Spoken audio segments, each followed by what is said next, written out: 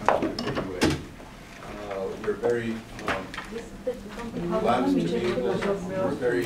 glad to be able to organize this event jointly with the UK Embassy.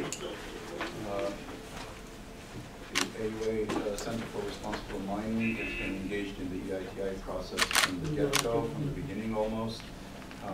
Certainly when after the government has announced that it's willing to join EITI. And so this in a way is a very symbolic moment where we're actually developing capacity in the country on EITI. And we're very fortunate that the UK Embassy had resources to bring a very, very qualified expert who himself is engaged in the multi-stakeholder group of EITI in the UK. He's a member of the UK EITI, MSG. And it brings a wealth of knowledge and information about EITI and the multi-stakeholder group process. And he's also an active member of Publish What You Pay, which is the organization internationally that kind of, not regulates, but it kind of coordinates all the NGO participation in the EITI process. So civil society participation in the EITI process. So we're very happy to have Mայլս Լետվինոֆ here with us from the UK, and we thank Artashas for all the efforts he's made to ensure that Mայլս is here. And maybe you want to say a few things, Artashas? I would just like to add that it is a great pleasure for me, for me to be here, and the UK Embassy has been and remains committed to supporting the government and other stakeholders for the economic reforms in Armenia. And we view EITI, Extractive Industries Transparency Initiative, as a strong initiative which has a great potential to increase the transparency and accountability in such a vital and important sector as the mining sector. And our initiative inviting Litvinoff to work with representatives of the government, civil society organizations and other stakeholders has the objective of supporting the CSOs to be much stronger and deeply embedded and involved in this procedure and facilitate somehow the implementation of the EITI. Thank you. So maybe, Mայլս, do you want to ask people to start? Yeah. Just to introduce ourselves, what I suggest people do is go around the table. Every person says their name, what organization they're affiliated to, and briefly, if you like, what you hope to gain from participating in the workshop today and tomorrow. Can we start with you? Yeah, sure. I'm Anna Sargabalian. I represent Lydian International, which holds the license for Amazon project. And actually, I'm replacing my colleague Anna Stefanian, who is currently MSG, and unfortunately, had a football accident, broke his foot. So is it Anna? Sorry. Anna, yes. Okay. And Margarita is my assistant. Okay. And would you like to say briefly what you hope to gain from the workshops? Yeah, everything you can use. I'm from PhD also. Lydian and Geo team are the two sister companies. Right. Is part of it. Once again, Artashas, I'm the Threat and Prosperity Officer at the British Embassy here. Արամասական կառավարության աշխատակազմ այս երկու օրվա ընթացքում կուզեմ այն գիտելիքները, որ դուք տիրապետում եք, հնարավորինս փոխանցեք մեր, եւ մենք նույնպես հարստացնենք մեր իմաստությունը EITI գործընթացի վերաբերյալ։ Is it Armin? Aram. Aram. Okay, thank you. I'm Sonia from Transparency International, Armenia, and I also want to hear from your experience in the MSG. Վահագն Խաչատրյան, տնտեսագետ։ Sorry, I didn't catch your first name. Վահագն Խաչատրյան։ Number 10. Oh, thank you. And what do you, հիմնական նպատակը իհարկե ինչ որ գործընկերն են ասել, ձեր փորձը իմանալը մոտեցումները Հայաստանի հետ կապված կան, դեռնանք արդյունաբերության հետ կապված։ Կարողությունների ուղղությամբ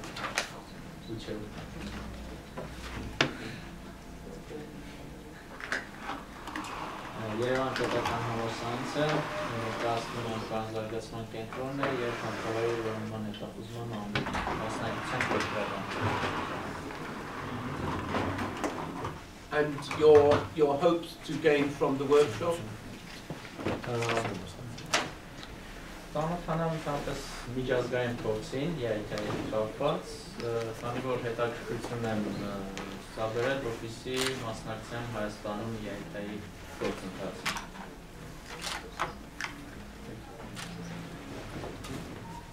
Վազգեն Գալստյան, Ջերմի զարգացման կենտրոն։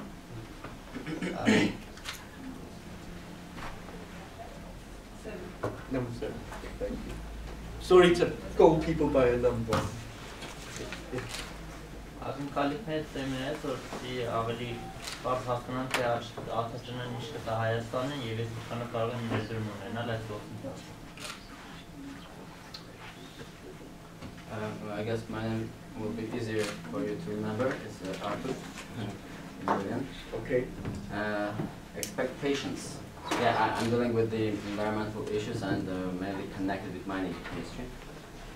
Expectations, lots of expectations, but focused on several 3 points, following 3 points. First, how to compose a good terms of reference. Second, how far can we go when complying the working plan? I mean, what kind of priorities can we push forward? Are they only within the payment system of mining industry or more vital issues regarding Armenian context? And the third issue is the decision-making procedure. One of the core elements of micro-stakeholder decision-making, and mainly how to get how to decide when there is a lack of consensus or there is no consensus Within the MSG? Within the MSG, yes, not within the board or EITI conference, within the MSG, especially. Something like a good experience.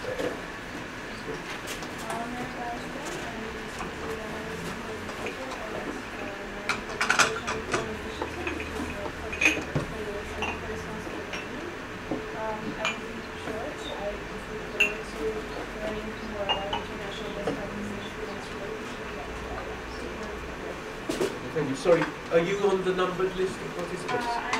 Oh, done. Okay, thank you. I'm not on the numbered list yet. Okay.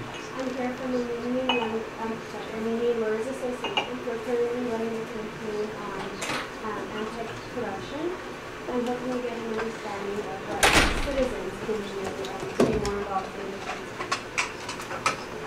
Sorry, I didn't catch your name. It's Lilith, L-I-L-I-T. Yeah. Bromley, A-B-R-A-N.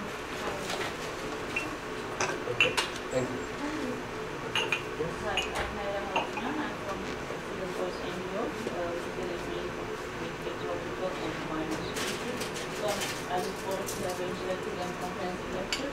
And I really want to know I would be thankful if you were going to discuss the role of NGOs in the EITI. Sorry, are you on the numbered list? Yes, I'm in the numbered list, but I have no idea. 12. Yeah, so. Number 12. Okay, thank you. Nara. Okay. Thank you.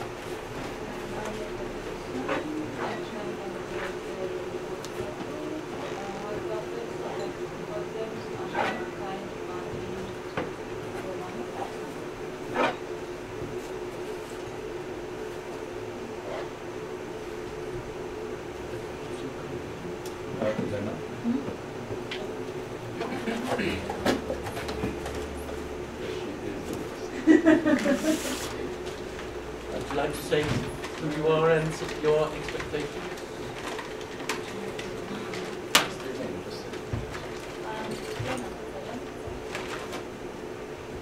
She's been a key person on this program.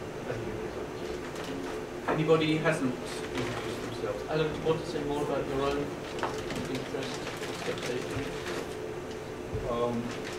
I think it's the same accumulation of what everybody said. I think we're at a point in Armenia where we've started a very interesting process of forming an MSG and this EITI process. We've overcame a lot of, I think, skepticism or questions we had about the value of this process for Armenia, especially from civil society's perspective. It's not 100% clear for us still. Certain conditions are not met, but still work doing the EITI process. So I think that this training, we hope this training will enable us to deeper understand the levers and the mechanisms afforded by EITI to make meaningful change and reform take place in a country like Armenia. Would you like to just introduce yourself? Mարտի, Williams Ժողովրդական մարդկության translator։ Բայց չեք ուզում սովորել այս դասընթացներից։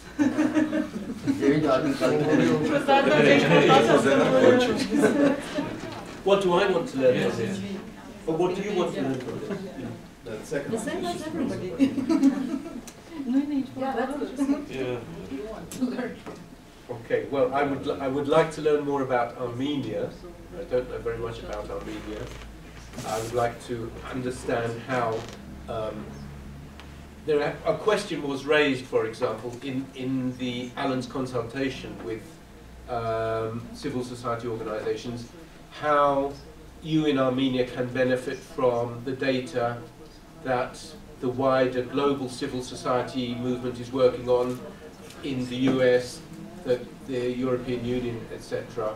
So I would like to learn how we in a country like the UK, where we have mandatory reporting of payments to governments and we have the EITI, how we and our colleagues in Western Europe, in North America, can work with you and help you in what you want to achieve.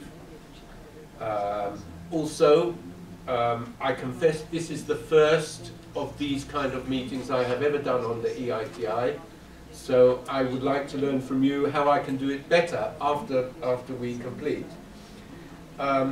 Just to say briefly, my own background, I'm the national coordinator of the Publish What You Pay Civil Society Coalition in the UK.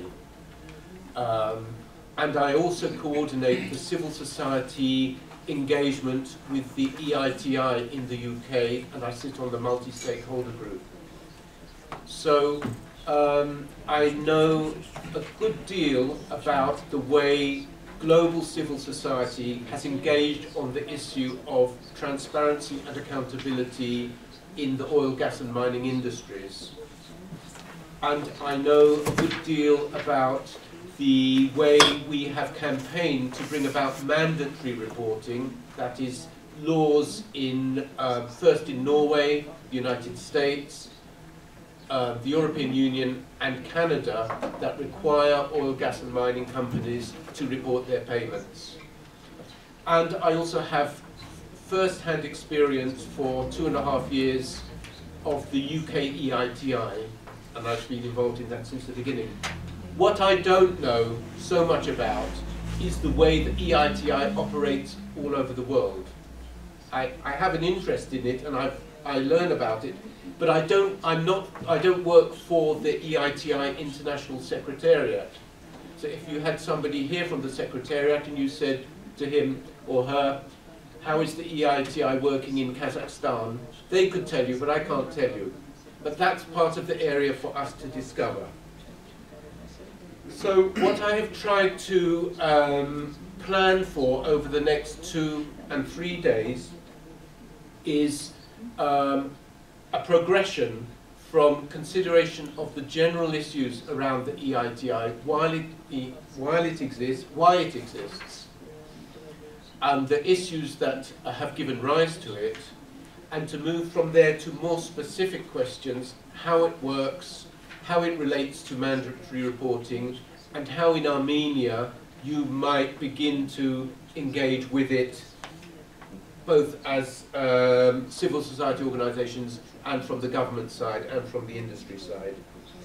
So, has anybody got any comments on the agenda initially? I've made a note of a few of the expectations. What I would hope to do this afternoon is work through session 1A and session 1B in the time that we have available. Session 1A will be more me talking, and we will look at some of these resources that you have links to in your agendas, and Alan is going to get them up on the screen. Session 1B, after a tea break, will be looking more at, this will be more your discussion about the situation in Armenia, which I'm happy to facilitate and support. But this is really an opportunity intended for you to share your perceptions and your knowledge of the extractive industries in Armenia, the development of the EITI, what the challenges are, what the opportunities are. So is everybody broadly happy with that structure for the afternoon? Any comments or suggestions?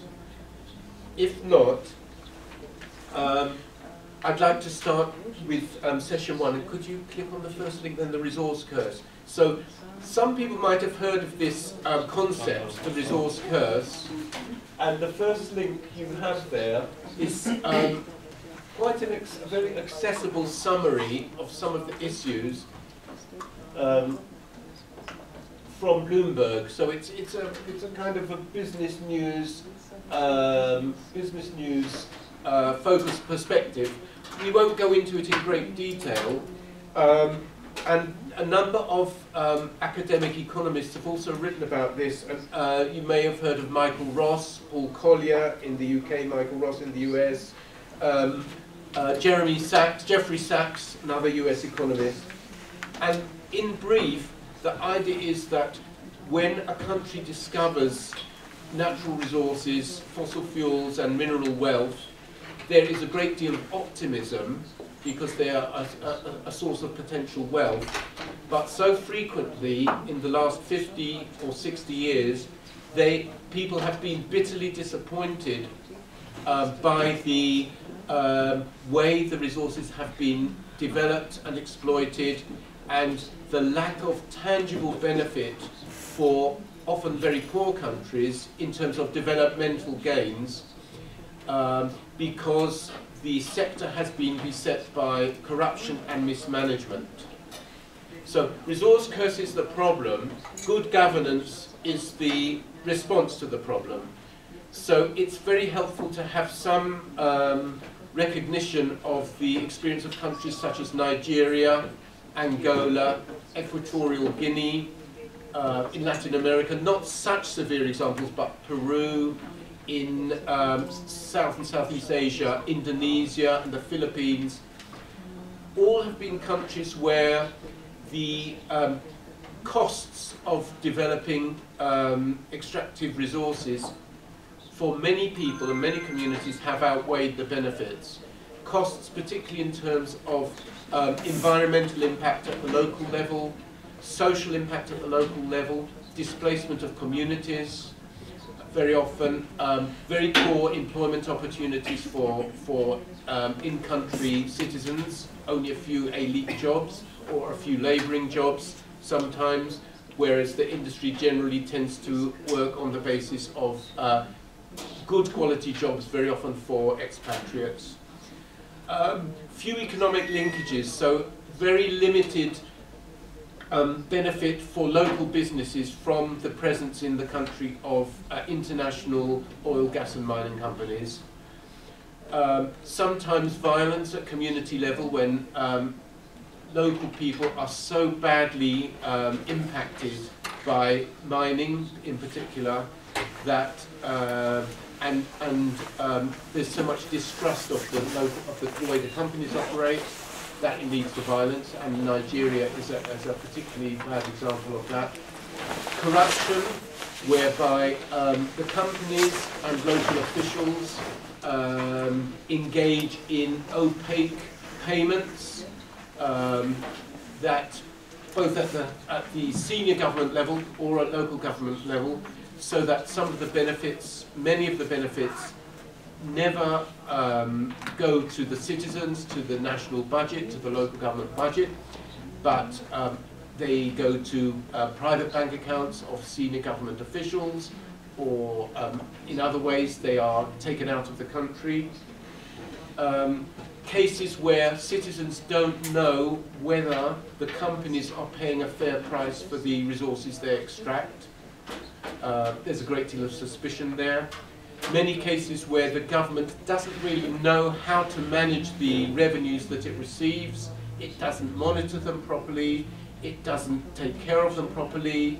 It doesn't plan for the future, and the money very quickly is dissipated.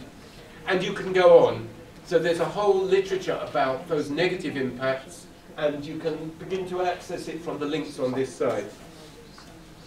So if we can move on to the next link, Alan, please. Publish What You Pay emerged as a civil society initiative in around 2002 or earlier, in response to this concern about bad resource governance in many low-income countries where more and more oil, gas and minerals are being found and exploited. And it's a coalition that began with 6 NGOs in the UK. Transparency International was one, Global Witness, Save the Children, CAFOD, the Catholic Development Agency, and 1 or 2 others. And by about 2002, that had begun to grow into a global coalition. And oh, you have it in Armenian there as well? In Russian. Yeah, that's good. It's same. It's same. Okay, so so that website will tell you. Don't misinform him. He's here to learn, not be misinformed. Yeah. So that website will tell you about the development of the civil society coalition. Many of you may already know about it. I don't know whether there is any Publish What You Pay membership in Armenia. Are there member organizations? Right. I mean, just to say that any NGO in Armenia can apply to join the global Publish What You Pay coalition, and I recommend it. In February last month, we had a global assembly of the Publish What You Pay movement in Lima, ahead of the EITI global conference. We had people from, I think, 100 countries.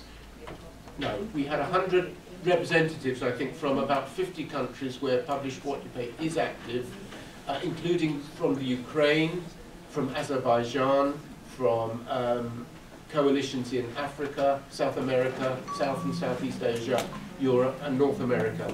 So it's a movement that can help you by sharing resources with you, giving you opportunities to exchange and to develop your capacity. And there's an international secretariat based in London that can support you in your engagement with the EITI. So I would recommend it. And you can join Publish What You Pay as individual civil society organisations, but you can also form a national coalition, just as we have in the UK, in the United States, in France, in Azerbaijan, etc., with a national coordinator.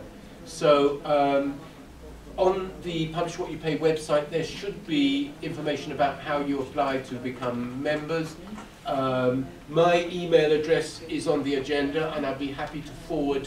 I don't work for the International Secretariat, but I'd be happy to forward any inquiries on? Okay. No speaking, she can hear you. Okay.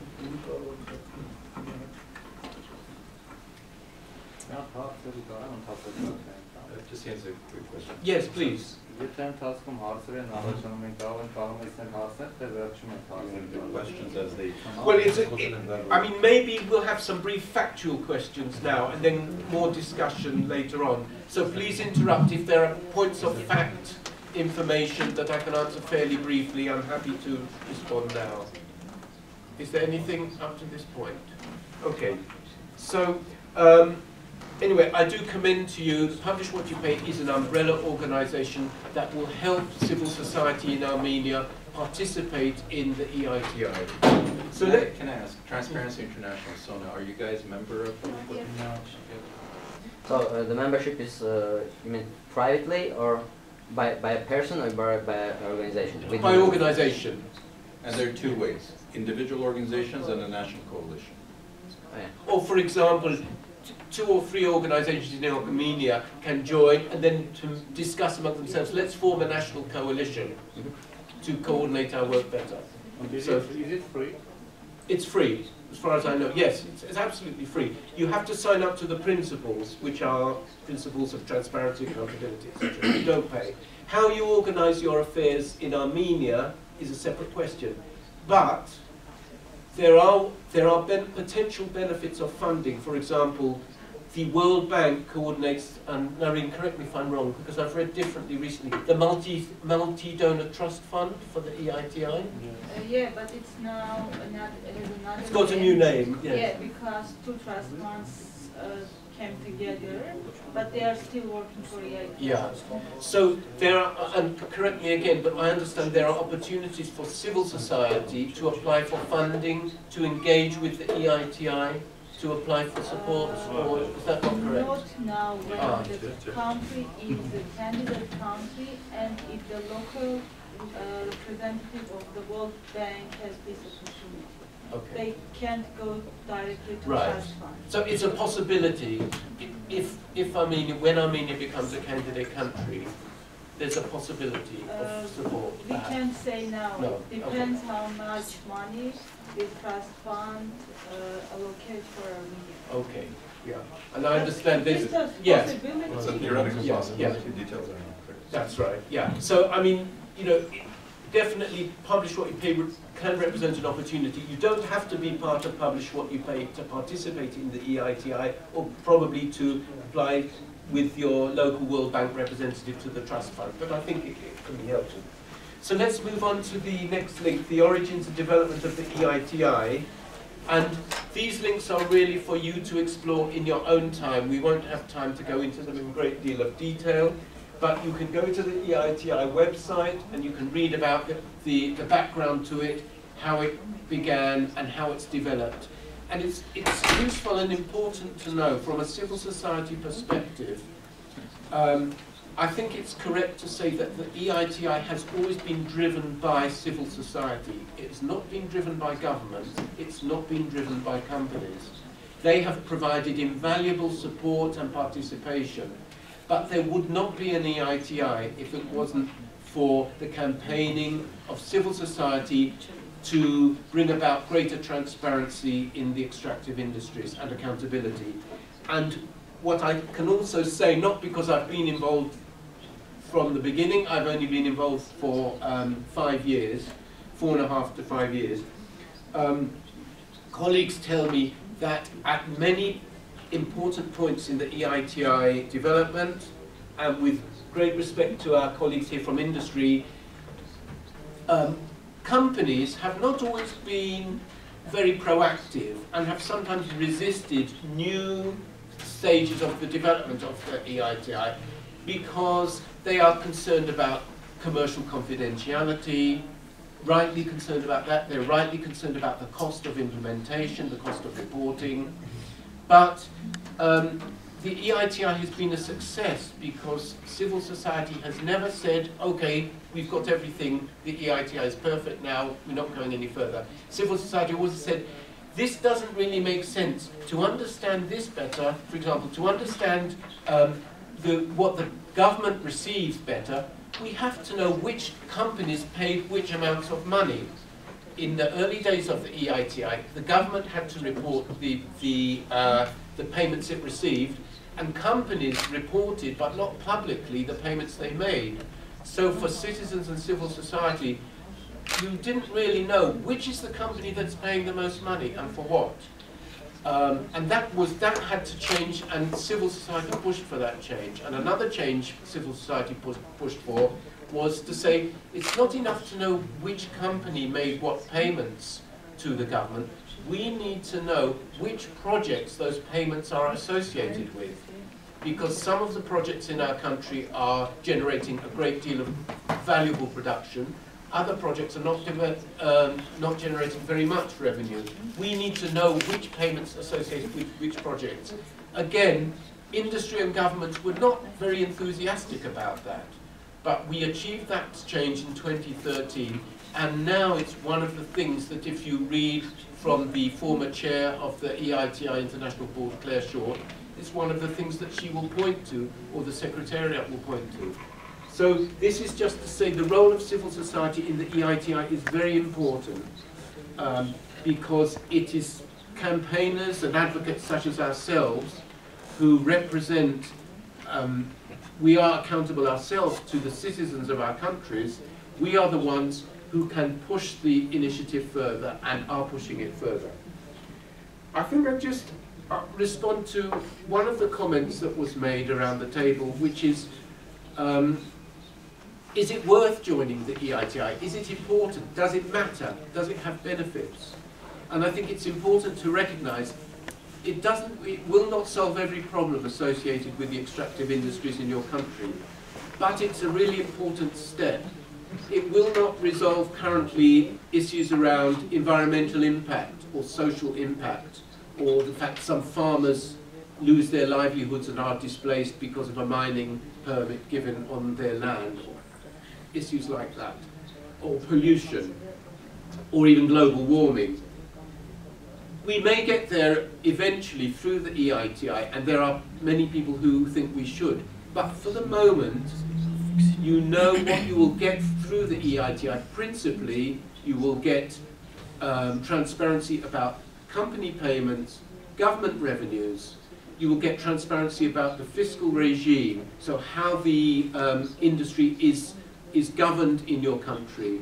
You'll get information about licensing, how licenses are awarded, and by 2020 you'll get information about who are the beneficial owners of the companies, who are the individual people who will benefit from the award of a license to a particular company. Currently, that information is not public. By 2020, if Armenia is in the EITI by 2020, that will have to be public information. And that's just a very brief summary of key points. If you could click on the second link, the fact sheet.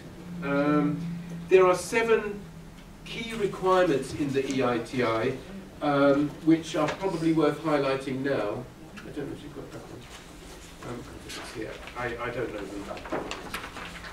The 7 key requirements of the EITI standard. Now there's a new EITI standard that was agreed in Lima last month, the 2016 standard, which is an enhancement of the 2013 standard. And these 7 key requirements, which you can find on the second link, on the 3rd bullet on the agenda. Okay, thanks. And Alan's got them up there. So effective oversight by the multi-stakeholder group. There has to be an effective multi-stakeholder group, and that has to have civil society participation. Timely publication of EITI reports. Nowadays, an EITI report published in any 1 year must include data from, at the oldest, 2 years previously. So in the UK, my country, we're about to publish the 2016 EITI report in April. That will have data on payments and revenues made in 2014. It's still 2 years old, but a few years ago, that was very difficult to get information that was data that was that recent. The 3rd requirement is contextual information. There has now to be a great deal of detail about how the extractive industries in your company operate and are governed by the government. That is a new requirement since 2013. In terms of fiscal regime, award of licenses, there has to be a link to a public register of licenses, or the government has to declare its policy on publishing all licenses. What are the other elements? But there are many other elements, and that's all set out in this document, which you will need to know. This is the new EITI Standard 2016, available on the website. You will need to know this document. I know the previous document very well. I'm just learning to this one. And for example, this will tell you every element that is needed in the contextual chapter. For example, the proportion, the contribution of the extractive industries to your country's exports, the contribution to the total economy, the contribution to government revenues, the contribution to employment, which regions in the country are the extractive industries present, and how much employment is generated regionally, whether there are any subnational revenues, so whether there are any requirements that the central government passes the revenue from extraction to local authorities, municipalities, whether companies have to pay directly to municipalities, and what the country's policy is on beneficial ownership, and how the country intends to make beneficial ownership publicly disclosed. So the contextual chapter, which has only recently been introduced, is potentially a very important source of understanding for the sector and for your report. One more technical question. So all this information, I'm assuming, goes back to government reporting, because the government will be publishing, let's say, its perception of the share of the industries the export, or the share of the... Well, government statistics are required, but it's the multi-stakeholder group that is reporting. So, for example, if the government makes a statement within the multi-stakeholder group, and the civil society groups say, that's not true, we dispute that, that's not fact, you have to reach agreement so that when you publish your report, it has to represent the view of the MSG. And this is one of the big challenges of the EITI, is that in situations where there may be quite serious disagreements or different perspectives, it's the task of the MSG to reach some kind of mutual understanding so that what the EITI report says, it needs to correspond to government statistics, but it may be that in developing the report, you will discover that there's a problem with the government statistics, and it's happened in the UK. We found all sorts of things that are not quite the way we think they should be, and what the EITI process can do is help you improve the government systems so that they respond to the demands of the citizens, so that the companies are comfortable with them, and so on. And likewise with the companies, so that the companies are accountable to the country where they operate and provide the information that is needed. That's a very big area. In the UK, we have found most of the information in the contextual section has come from the government. But in some cases, particularly on the mineral mining side, which, I mean, in the UK context, oil and gas is the very big sector in the North Sea. Mining side is quite small. And in the mining side, the government sometimes doesn't have the data, and we've had to ask the companies to provide the data. So you will get those kinds. This is not the case in Armenia. Well, you have more mining than oil and gas, I guess. We don't have oil and gas. No, so yeah, sure. We'll come on. We will be speaking about Armenia. So just to quickly complete these. So the fifth requirement of the standard is a credible assurance process applying international standards, because you will have an independent administrator as a multi-stakeholder group. You will engage a company to review your report and to to compile the figures and to reconcile the company figures and the government figures. But they will also want to be satisfied that both the company figures and the government figures are assured according to international standards, and also for the country to be, for the Armenian EITI to be validated as compliant, the validator, who will be another independent expert, will have to be satisfied that all these figures are assured to international standards. I'm sorry, just to clarify. Number 5, there's the international auditor, let's say PwC or Grant Thornton or wherever, does the audit. Well, the first stage is the independent administrator, yeah. I mean, in the UK, we've employed Moore Stephens, which is a kind of, it's not one of the big 4 or 5 global companies, but it's a significant operator with a lot of experience in the EITI globally, based in the UK. Financial audit. Yeah, yeah. It's a financial audit, but at the same time, they are required to assess the non-financial elements in the EITI report as well. For example, the way the contextual information is provided.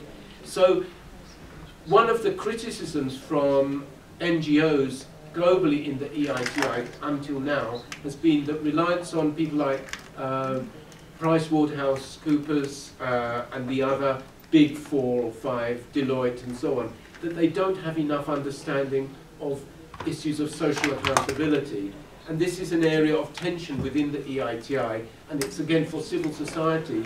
It's not just an exercise about comparing 2 sets of figures. It's an exercise about moral accountability by the government, by the industry, to the citizens of the country.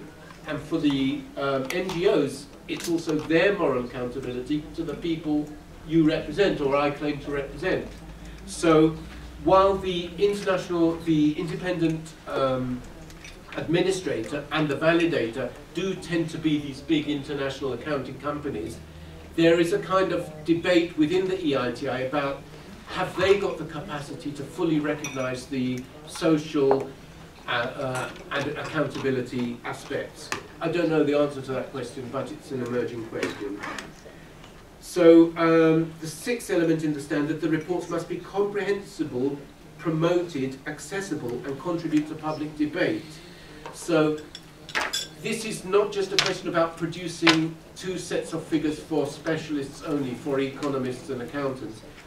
The aim is to produce a report that ordinary citizens with a reasonable level of education can read and understand. And again, it's the job of communicators within the civil society sector to focus on that and think, how will our members make sense of this? And then to help promote it, make sure it's online. And we have a discussion now that it should be more than a PDF file online, but that some of the data should be accessible as open data using Excel or CSV files, so that people who can work with the data can actually use it in that way, and to stimulate public debate. And in the UK, for example, one of the questions around the EITI is there any interest in public debate around North Sea oil and gas?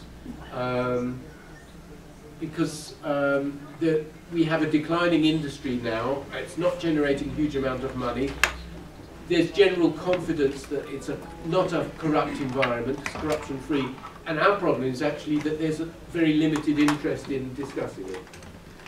Okay, and then the 7th requirement is the one that the multi-stakeholder group has to take steps to act upon the lessons learned, and this is a new requirement that your independent administrator is asked to provide recommendations to the MSG. And in the past, there's a view that MSGs have not really acted on the recommendations or engaged with them. So now there's very much a view that the recommendations must be used as the basis for reform, and the MSG needs to respond to them. Just, yeah. I think from the Lima conference, I remember this statistic being cited that only about some survey of all the reports, annual reports, show that 10% of the recommendations are actually implemented. I think it's statistic. That's the right kind of level. So, and this 7th point is trying to address that. Yeah, and now the new era is like how it's the conference also was named from results to from reports to results. Yes. Now EITI is going to be more result-oriented. These recommendations should be kind of more implement it, then just have their books for future. Very much. And I mean, you may know more than me. I'm trying to recall. Presumably, part of the validation now to become compliant, the MSG will have to show that it is actually acting on the recommendations. Could I just grab a little bit of water as I'm talking a lot? We can give you water. Yeah. Okay. Thanks. I'll swig from the bottom of this.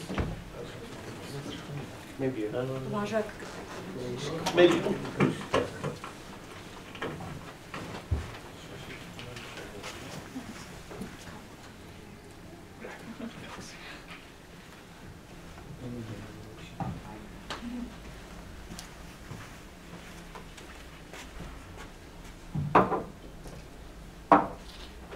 Is the microphone useful for you? Does it help? This one? Does it make any difference? Okay, so I won't use it.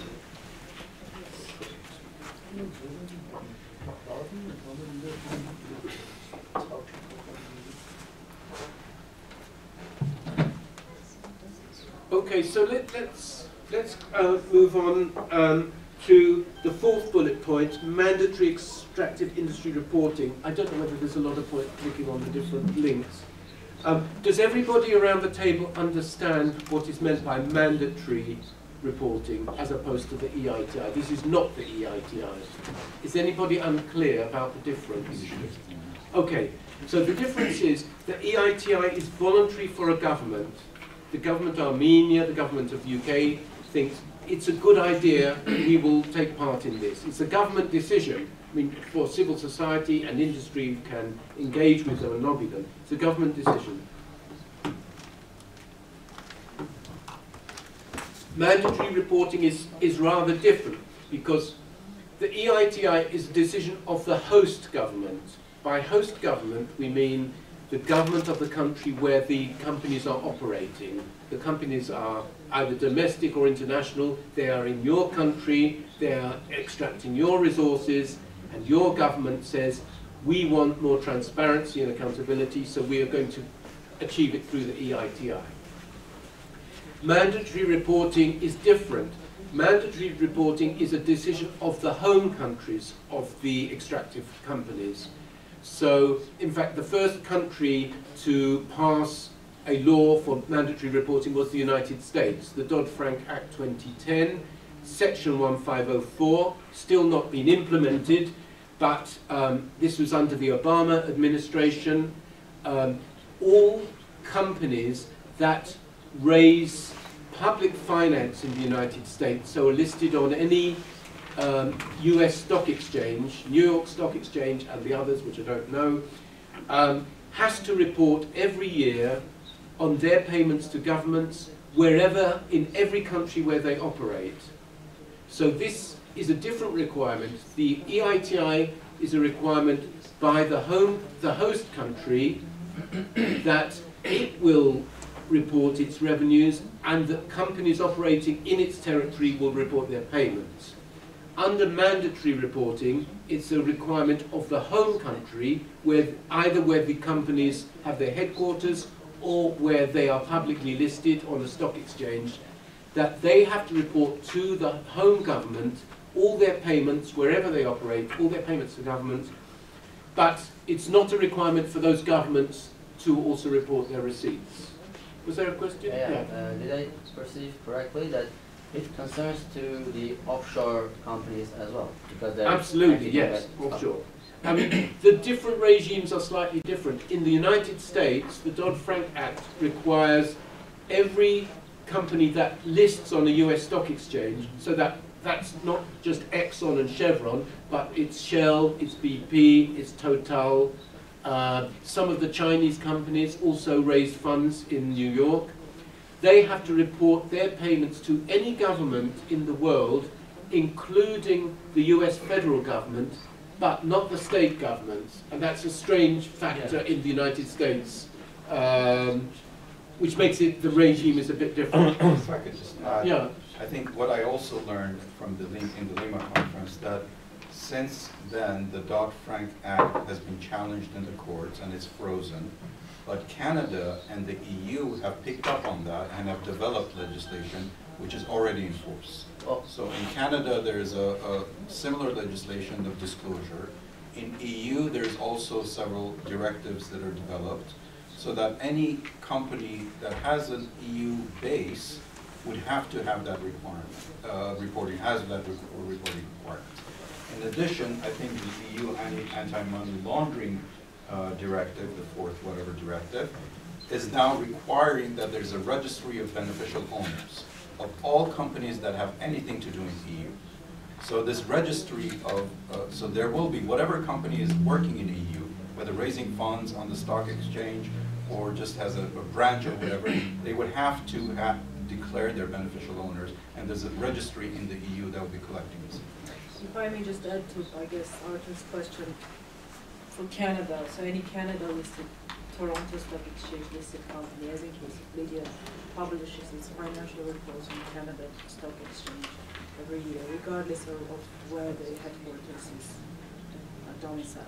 My curiosity is more than how can we get this information? Shall we make a request to those companies or governments, or can we can be engaged through the publish what you pay? Can I maybe say a little bit more? Just to say, first of all, if you look at the fourth bullet point here on the agenda, these links will give you a briefing, a summary of the situation in each country. So the first one is a summary of the comments made by Publish What You Pay to the United States authorities, because, as Alan said, the rule has not yet been implemented, and the Securities and Exchange Commission is about to issue a new rule, I think in June, and you can get a feel for some of the detail. The second and third links will take you to a briefing that we published, one on the EU directives and one on the UK regulations that implement the directives. The next link is to the Canadian regulations, a briefing on them, and the last one is tells you about the regulations in Norway, which was Norway was actually the first country to implement, following the United States delay through the legal case. And as Alan said, the European Union directives are based on Dodd-Frank Act, as it was, and very similar, as is Canada, as is Norway. So there's a consistent level of reporting required. We don't yet have reports in line with this mandatory reporting. The current financial reporting by Canadian companies is not yet in line with the new requirement under ESTMA. It's the Extractive Transparency Measures Act, I think it's called. Because these laws only came into force at the end of 2014, and they apply to company payments made in 2015, calendar year or financial years beginning in 2015, and the first reports will come on stream in 2016. Apart from Norway. Norway implemented a year earlier, so you can read Statoil's reports of payments to governments now, already online. And all the regimes are slightly different. I'm not quite sure in Canada, they have to be online. In the case of the European Union and the UK, there is a central government repository for UK incorporated companies. We're waiting for, we think Shell will be the first company to report next month in the UK.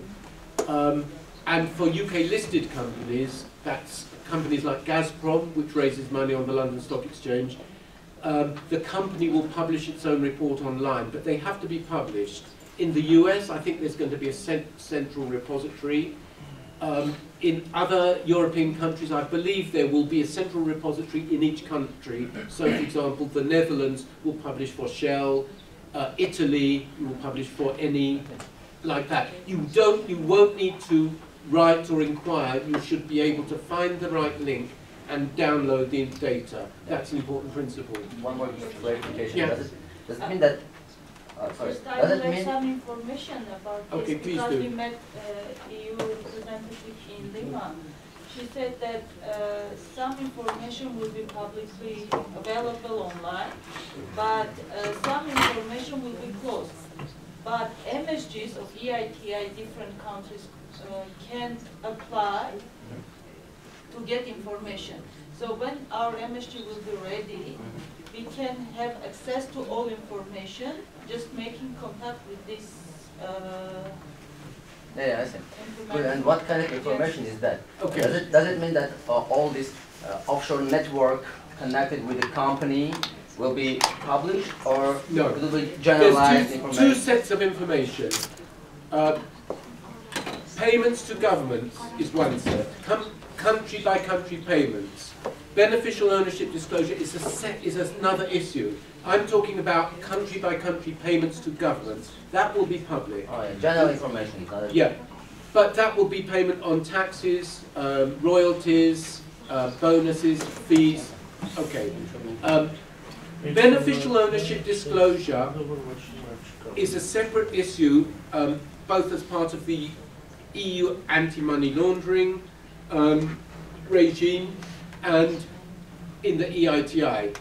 And there is currently, as I understand it, no global agreement about, no international agreement about whether that will be publicly disclosed or not.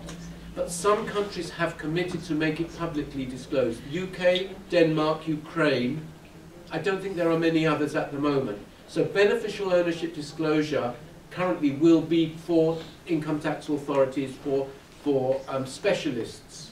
I think you will be able to request it in certain countries. But under the EITI, by 2020, that disclosure, and this is just for extractive companies, that will have to be public by 2020 if your country is in the EITI for extractive companies. So there are different areas there. Probably, I won't say more, yes?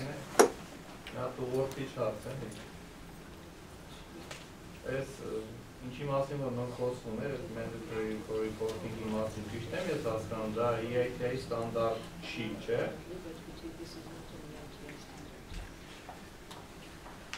It's not, it's separate from the EITI, but they are complementary because the same categories of payments have to be reported in Canada, in the European Union, in Norway, and in the United States when they finally get Dodd-Frank Act working. The same categories of payments have to be reported as in the EITI.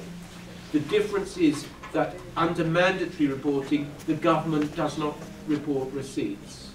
It's just only unilateral, unidirectional reporting. But the design of the mandatory reporting regimes was very much intended to correspond to the EITI requirements.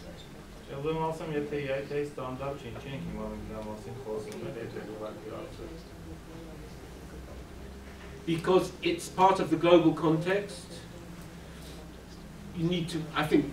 We need just to know. Yeah, you need to know about it. Yeah, that's probably enough for now. That's probably enough for now. Okay, I was going to move on. Yes, yes.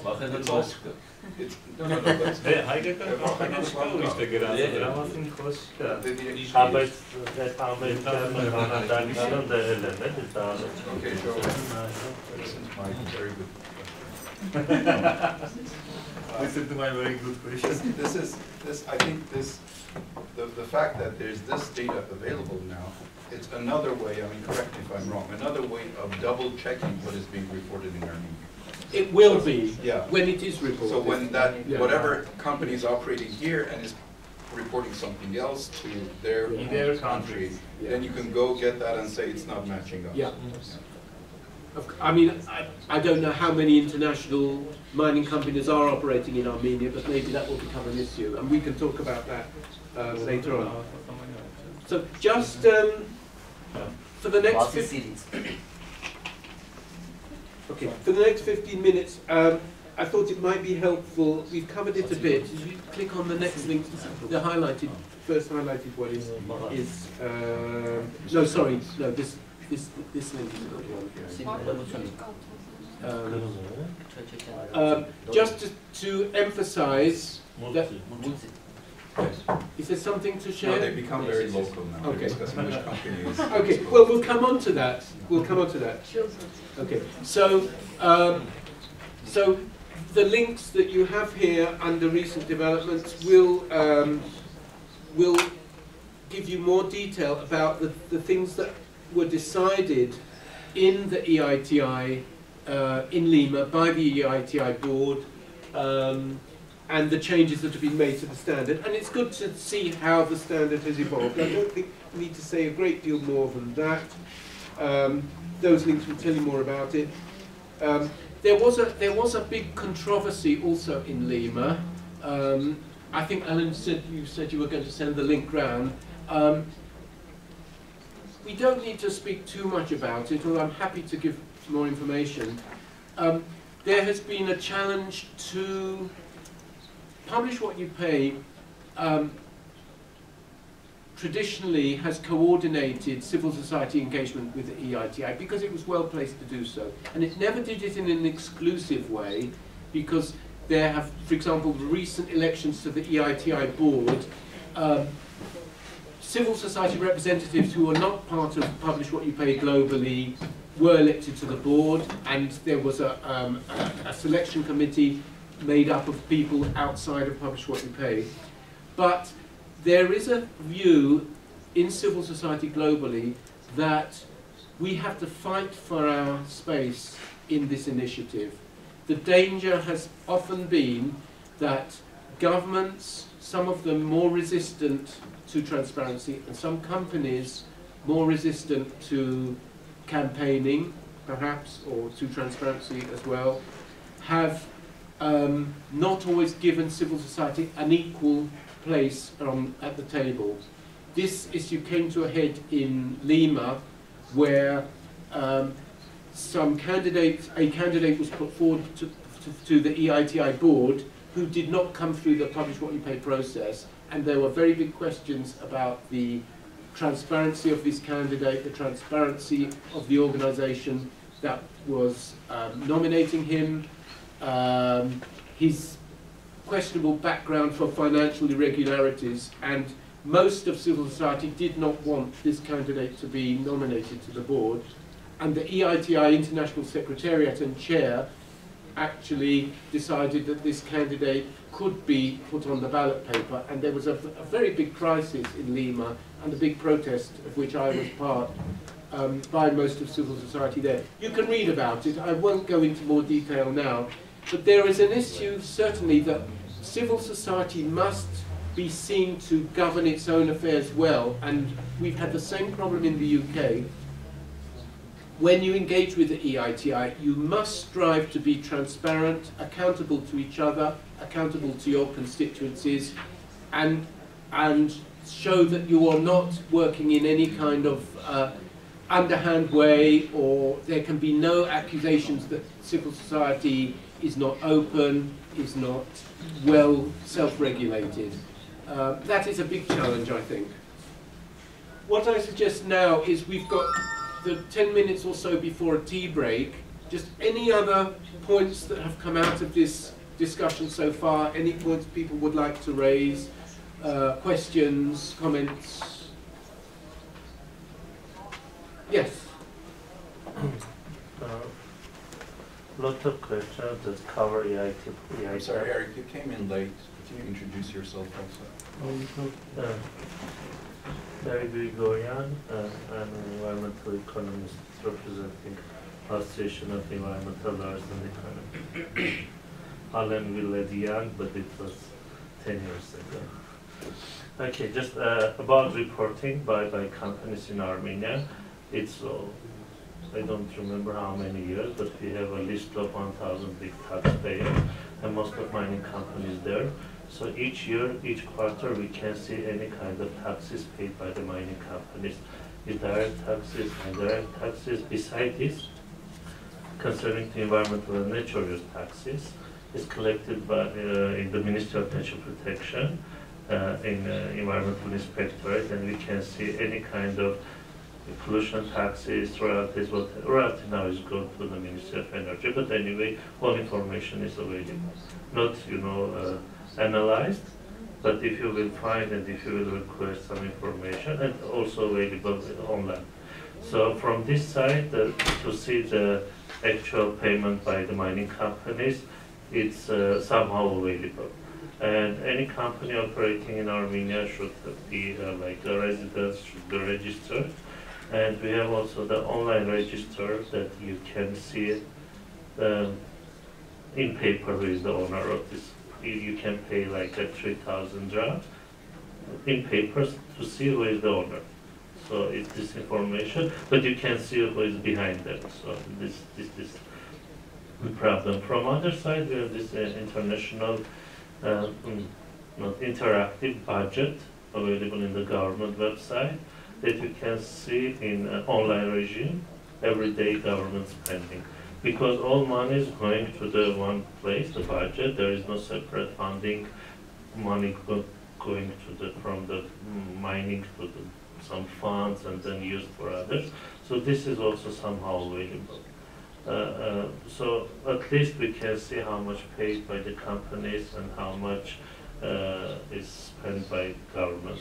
The big problem is related to the ownership, because most of mining companies somehow related to the government officials, with the people sitting in parliament, whatever, and any initiative that meet requirements of citizens, Armenian citizens, it can be somehow terminated from parliament or government, because it's good for state or citizens, owners of the resources, but not good for the extractive industry, most of them, because if you will see the taxes or charges, it's very low. And not only royalty, because royalty is somehow now, it's in middle level, but like you bring some information from UK, or UK, US, or EU liability directive, what is available. The first is mitigation, so do not pollute or do not use a lot of resources. But in Armenia, it's just polluter pay principle, and rate is very, very low. So every extractive industry is interested to pollute as much as they want, to use resources as much as they want, and just pay for that, and the payment is very, very low. So this is one of the questions that I will ask your opinion, what we can do in this area. Okay, we can compare situation with other countries, see how much the payment, but again, in the European Union countries, like EU liability directive, it just say do not pollute or to mitigate, and in last stage just to talk about compensation. But this legal act was adopted in 1998, 1999. Everything was belonged to state, and this payment and taxes was mostly the 51. So it's just taking money from one pocket and putting another pocket.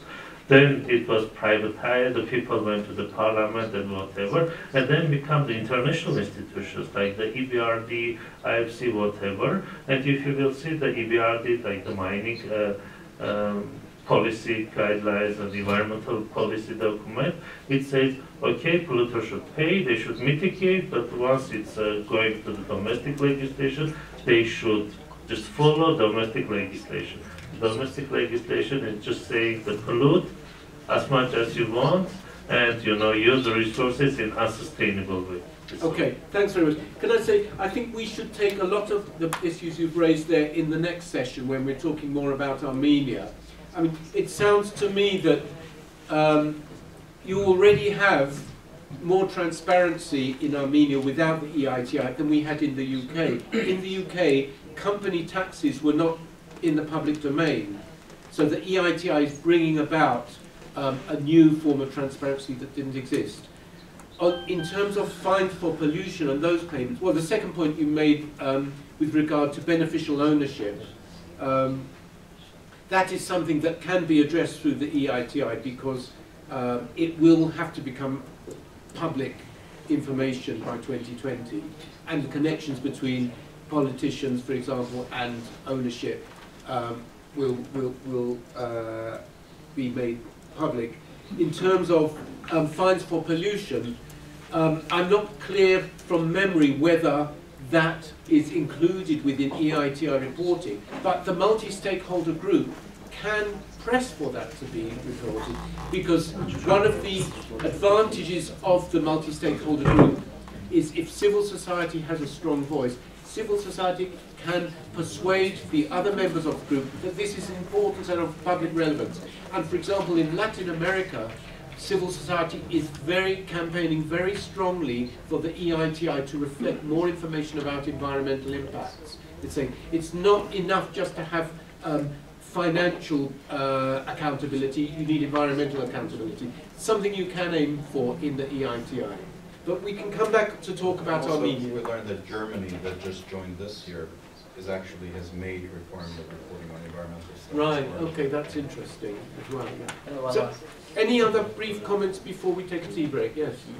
Hi, do I need to use the microphone here?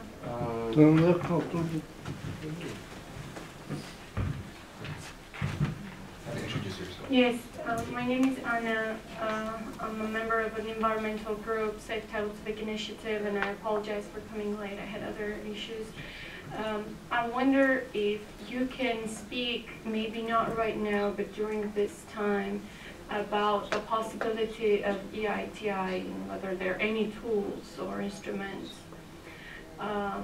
to review or report on volumes of extraction. Volumes? Yes, volumes of extraction, because this is one of the key issues in Armenia where, as Eric has mentioned, there is some sort of transparency. You can see some taxes are being paid, whatever is being paid. I mean, whatever they have to present to the tax authorities, and it's also published by the tax authorities. But we as a public can never be sure that this reflects the exact amount of ore taken out of the mine. Yeah.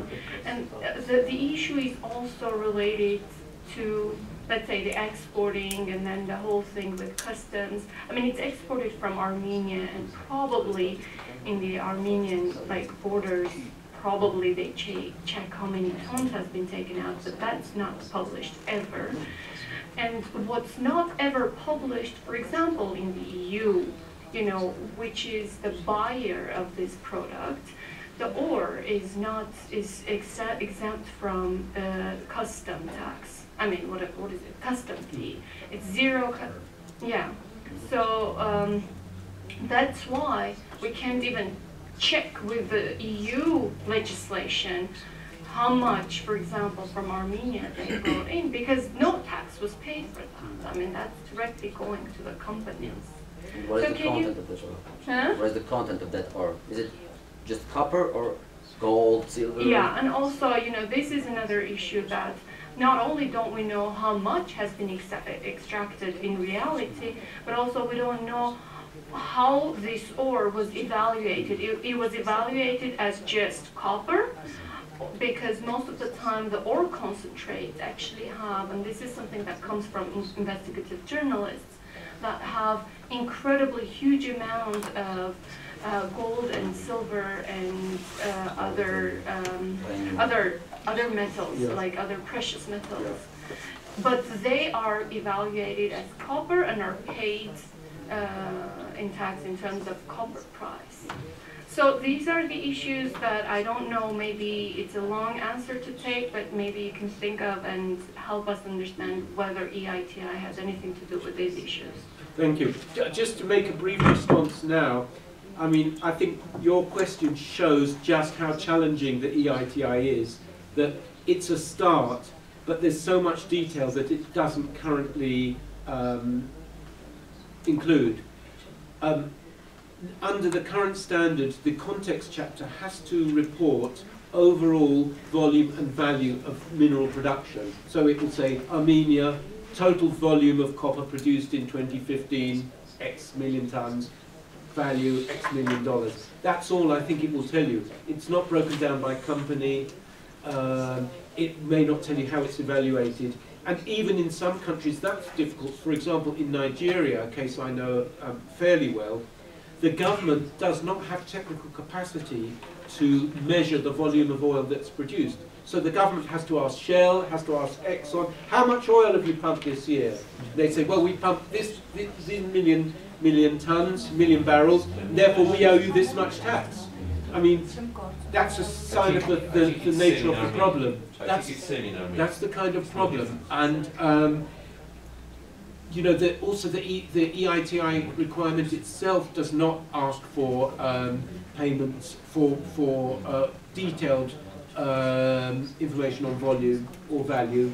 And in terms of the buyers, the only area where there is some more transparency now is under commodity trading. So if there is a state-operated mining or oil company, I don't know if there is in Armenia, no. If there is a state-owned company that is selling produce to foreign buyers, the state-owned company has to report how much payment it received and has to try to get the foreign buyers to agree to being named and disaggregated. But even there's not enough transparency. So your question shows just how much more the EITI needs to do in order to provide all the information we need. I'm going to suggest, yes. One thing. I mean, the fact that EITI standard does not kind of require it is one thing. But the multi-stakeholder group in their action plan, they can say we want to achieve. Yeah, definitely. That's a different yeah. issue. The minimum doesn't require it. As far as I remember, there was some requirement in standard also about volume. I don't know how detailed it should be there, but it should be. I think that in the context chapter, definitely, and where there's a payment in kind, for example, if in some countries the extractive company makes a payment in kind to the state-owned company, say, you know, they have their share of the oil produced, that has to be reported in volume and value. I don't think individual volumes have to be reported, no, just the overall. So it gives you the aggregate figure, which is something, but maybe not enough. But can I suggest we take a 10-minute break now? Yes. And we'll come back and we'll go on to the second aspect.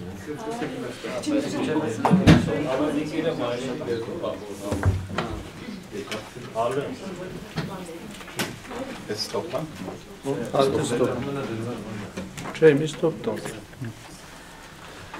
Սիգարը կտրիչներ են արի, ինչն ես ասում եմ Thank you everybody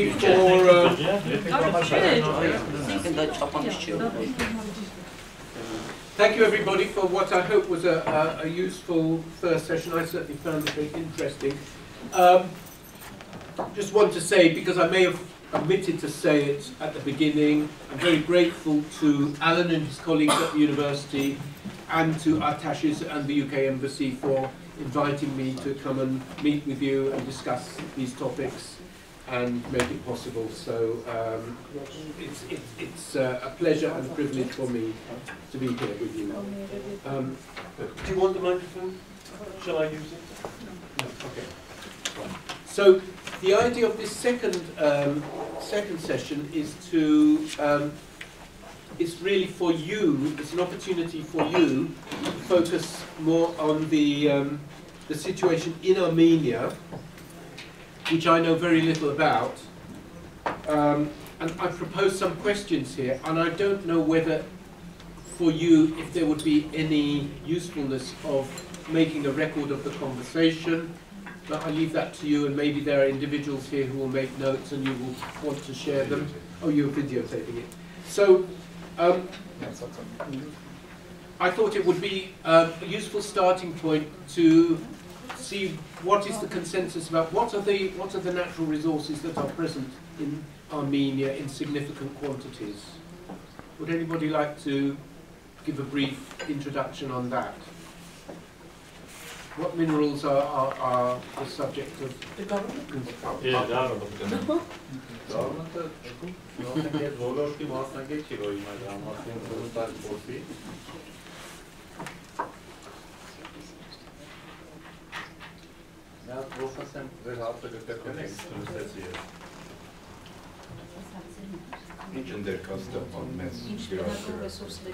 Դե ասեմ ինչ կանա, որ ես եմ տիրապետում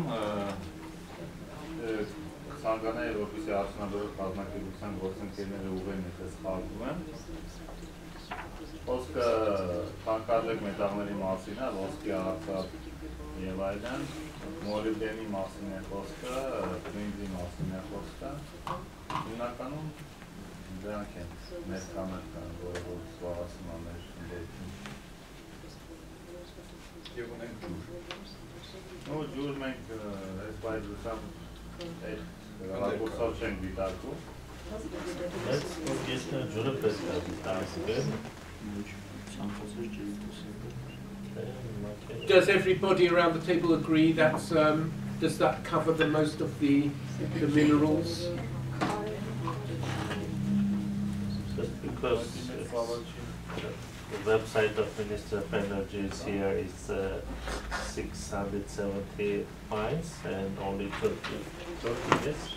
30 metal mines, 7 copper molybdenum mines, 4 copper mines, and 14 gold polymetallic mines. So, and 13 from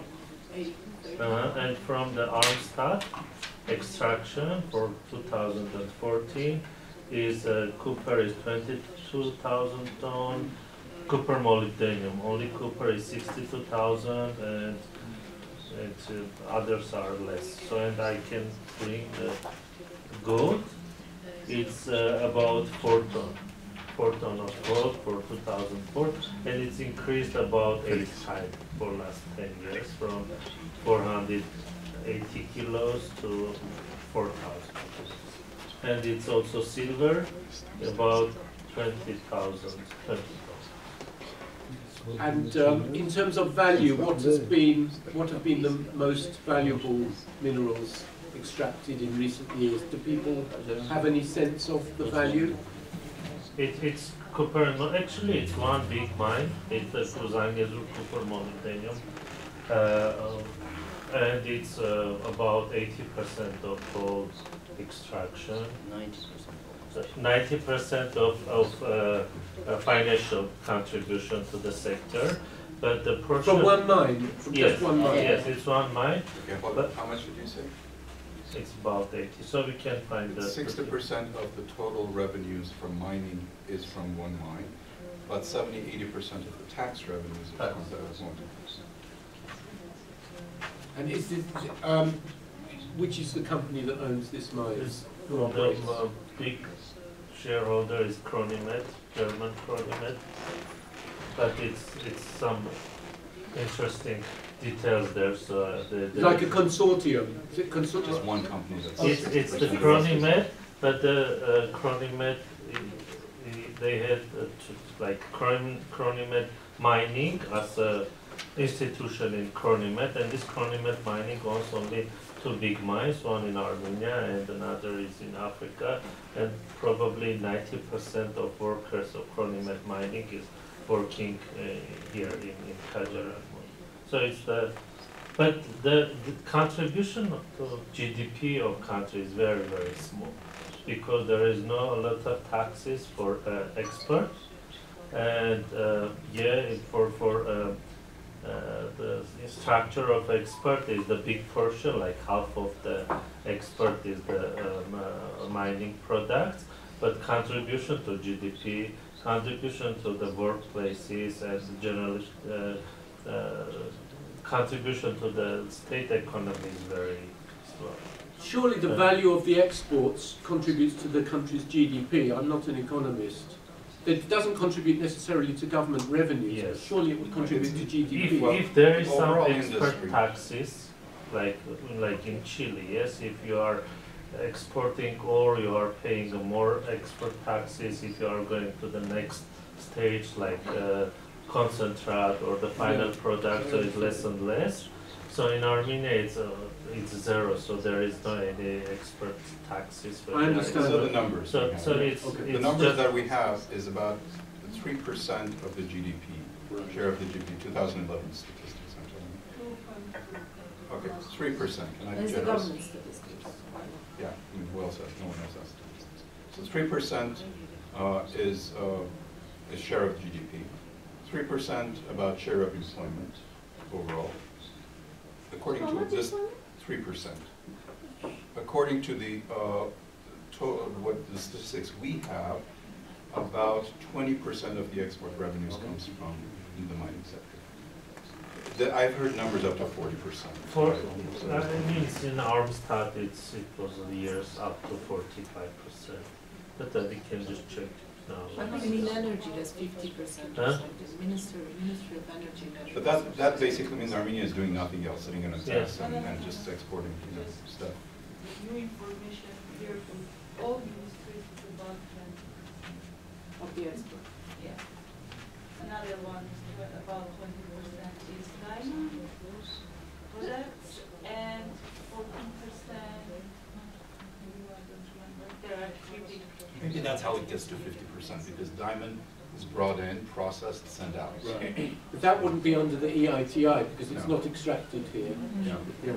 What is the main concern? That having so low contribution in the overall economic development, mining industry currently in this kind of development makes huge harm to the public health, to another possible sectors of development, kind of ecotourism, organic agriculture, etc.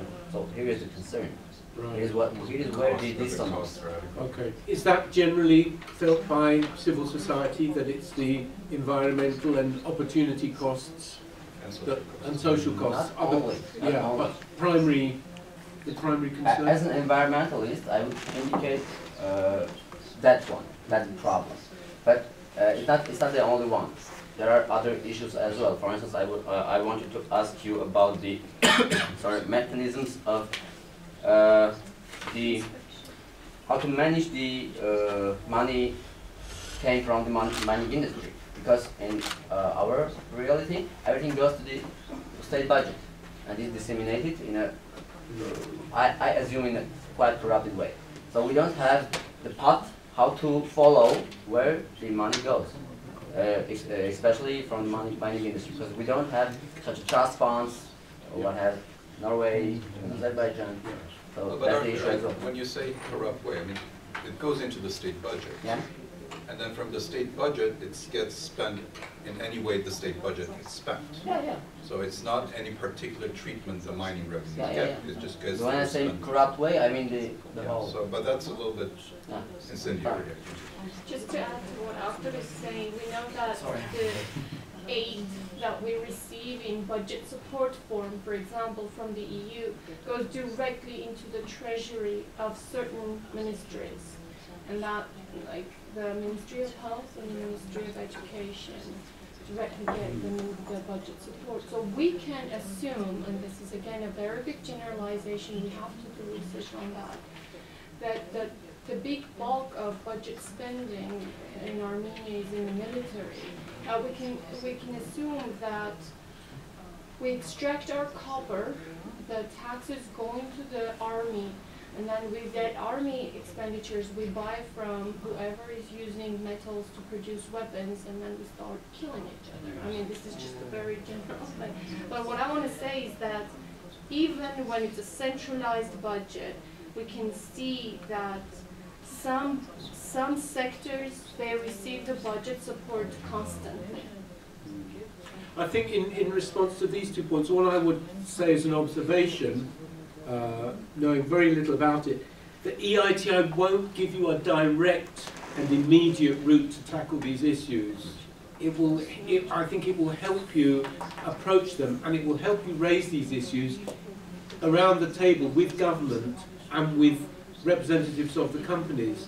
But you quite likely find it's a contested area. I mean, I can give you an example from the UK, where the coal industry has been more or less allowed to die, but during the last few years there were periods in which there were takeovers of coal mines in which the ownership proved very profitable for the owners, who then sold them on. The mines died, they left a legacy of, in some cases, poorly rehabilitated land, and there have been concerns about the public is paying the price for these coal mines, and a few individuals benefited quite significantly. We raised this issue in the UK MSG, and industry would not allow us to include any reference to it in the report this time round. So, publishers who pay well, civil society, yeah. Civil society raised this concern, and industry would not allow us to refer to it in the EITI report. Maybe next year we'll try better. So you have got an issue on your hands of the fact that the government and industry will always say, well, what is in the requirements, strictly speaking, and they may resist going beyond that point. And it's for civil society in the MSG to try and broaden it out, and that's what we're trying to do globally as well. Yeah. Yeah, but I want to understand what is the broad context within EITI and broad context outside of EITI, because when we read the standard, there are very certain points that each country shall be led by its specific priorities. Yeah. And if a specific priority for Armenia is to understanding is that mining industry profitable or harmful, yeah, we should go into the details which will reveal, yes, these points. So if we don't have the cost and benefit assessment or legislation or regulations allowing to make this kind of assessment, so we don't know does mining industry profitable or it's harmful. So that's why our priorities is now go into the details regarding cost benefit assessment, ecosystem service assessment, and it is not strictly the narrow context of EITI, but it is within the borders of EITI. Our priorities is this one. Yeah. So that's my point. Sure. But then if your government and industry colleagues on the MSG agree with you, there's not a problem. All I'm saying is they may resist that. Sure, and that will be your challenge within the EITI, because you need to establish a consensus. Yeah. Could I turn to you from industry? I mean, we heard from our colleague about this particular mine with this German company involved. You're a separate company involved in mining in Armenia. Are you involved currently in mining, or have We're you? actually not mining yet. Okay. We're preparing. We're starting construction. Okay. Could you maybe share with the group some of your perspectives on why you're involved, why you're engaged in it? What is it? Well, your perspective on the potential of Armenia. I'm not asking you to reveal commercial information, sure. but you know. Well, what you see as the potential, which minerals you're interested in, which regions? Well, I'm not a financial specialist on any communications, but we're preparing to extract gold, and we're going to have a final product, which is a gold bar, a mixture of gold and silver, which is basically the end product that is going to be sold to probably some country that has a licensed refinery. Well, I can generalize in saying that I believe that if there are countries that benefited from natural resources, and there certainly are countries that benefited from natural resources, there is the potential out there. And it greatly depends on all players in the society. You were talking about the resource curse. There is a lot of research out there that whether the natural resources turn into curse or opportunities greatly depends on all players in the society, including the government, including the civil society, including industry players, including and it all goes back to capacity of all the players. That unfortunately is a huge issue on all realms in this country, including the government, including the industry players, and the civil society as well. So if we in this process of the EITI, that I'm not part of the group, but my colleagues managed to at least, well, nobody is an idealist here. Everyone understands that there are a lot of, restraints and a lot of problems that are going to challenge us during this process. But if there is a chance to at least have one step forward, probably it's worth trying. Okay, thanks. So we've heard quite strongly one perspective from civil society that a key issue is to try to achieve a cost-benefit analysis on the mining industry in Albania, in terms not just of the direct revenues. Armenia. Albania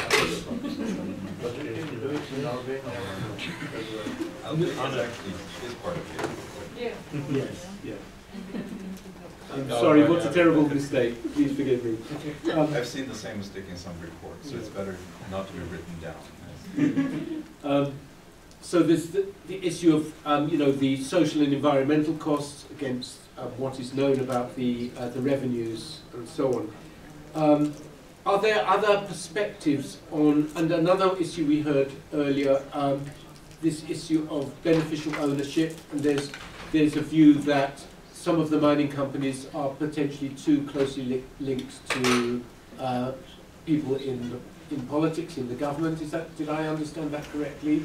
There's concern about conflicts of interest. It's not even some of it is very low. Yeah. Sure, but you know, we should go within the principles set by the even if there is no consensus, and even if there are some problems with understanding or confidence, we should go through the EITI standard, because this is an initiative of EITI, not general initiative to understand each other. And the principle one strictly says that we should believe that the prudent use of natural resource wealth should be an important engine for sustainable economic growth and contributes to the sustainable development and poverty reduction. But if not managed properly, can create negative economic and social impacts. So that's what I'm saying. Yeah. Cost benefit assessment is derived from the first principle of EITI standard. That's my point. Yeah. Of course, we can understand in different ways or interpret in different ways, but my understanding is that I just showed, I just said. Yeah, I think the challenge there is to move from the agreement of the principle to what it means in practice, and sort of the detail.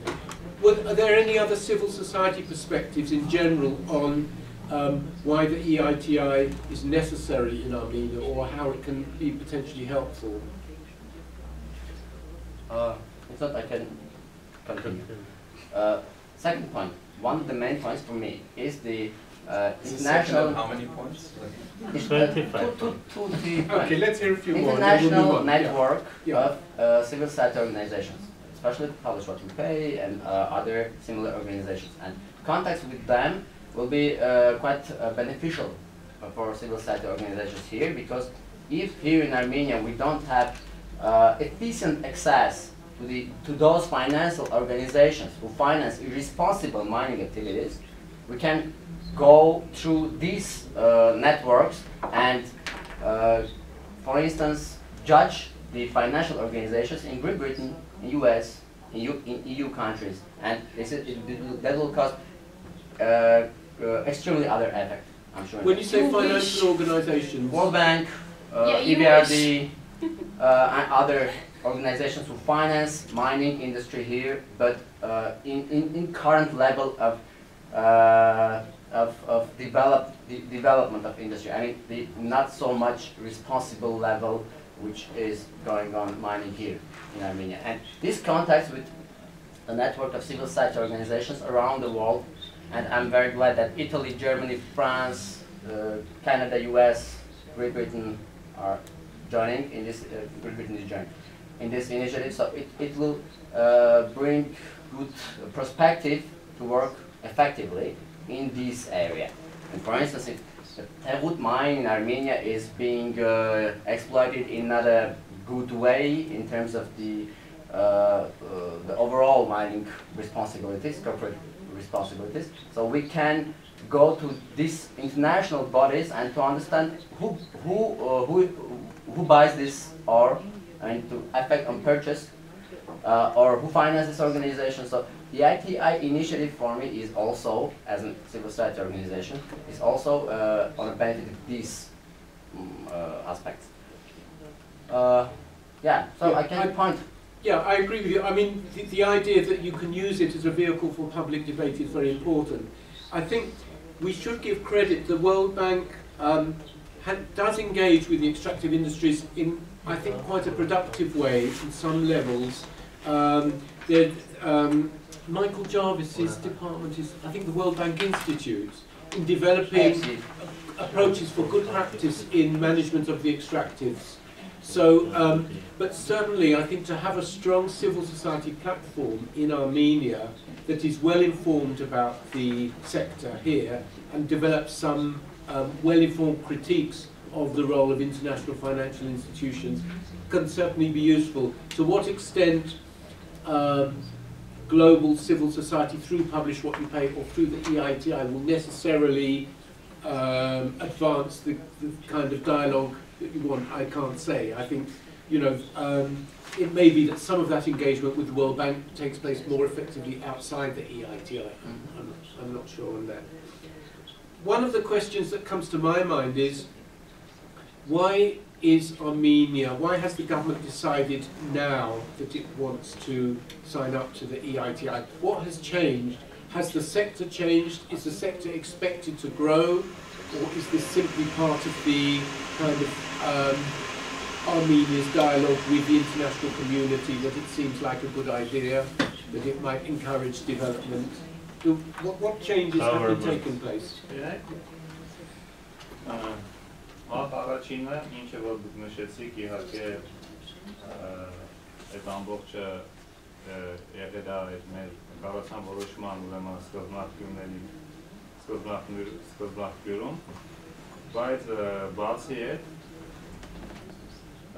նաև զգալով պահանջարկը թե հասարակական կազմակերպությունների թե ուսումնասիրելով միջազգային փորձը, թե խորհրդակցելով մեր միջազգային գործընկերների հետ, ինչպես նաև գիտակցելով, որ միայն ոլորտի բացառիկ թափանցիկությամբ և հաշվետվականությամբ կարելի է հասնել այդ ոլորտի զարգացմանը, այդ իսկ պատճառով մեր կողմից որոշում է ընդունվել այս գործընթացի սկիզբը դնել և այս գործընթացի սկիզբը մենք ամրագրել ենք բաց կառավարման գործընկերության ուրեմն շրջանակներում, OGP կոչվածում, OGP։ Եվ որպես պարտավորություն, OGP պարտավորություն, մենք սկսեցինք իրականացնել այս EITI-ին անդամակցության գործընթացը։ Ակնկալելով տվյալ ոլորտում ունենալ ավելի բարձր մակարդակի թափանցիկություն, ինչը նաև կարող է խթանել արտասահմանյան ուրեմն ներդրումների խոսքի ավելացմանը և դրականորեն ազդել ոլորտի վրա։ Բացի այդ, EITI ստանդարտին անդամակցելով մենք հույս ունենք, որ կներգրավենք նաև նոր խաղացողներ տվյալ ոլորտում, ավելի փորձառու խաղացողներ, որոնց որ կբերեն այն փորձառությունը, որը մի քիչ առաջ նաև խոսում էր Արտուրի կողմից, responsible mining վարվելակերպ ունեցող ձեռնարկություններ։ Դրանով փորձենք շտկել տվյալ ոլորտում առկա խնդիրները, որը որ ներկայումս մենք նաև տեսնում ենք։ Yes. Can we just say any comments or questions on our colleagues? Yes.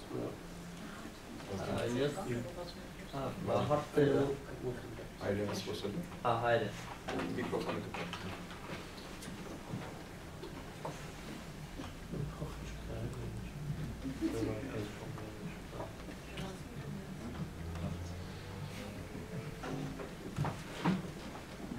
Հարց վերաբերում էր փոքր կազմակերպություններին, անկարգնաբերական փոքր կազմակերպություններին, ովքեր պարտավորված են արդյոք լինելու նրանք կառավարության ընդունված որոշումներին ինչ-որ հաշվետվությունների հետ կապված, ինչ պարտավորություն են ունենալու, հրաժարվելու դեպքում ինչ պատասխանատվություն են կրելու, տարբերակում կա փոքր կամ մեծ կազմակերպությունների ներգրավվածություն այս գործընթացին, կառավարությունը ինչ մոտեցում է ցուցաբերում առհասարակ նման մոտեցումներով։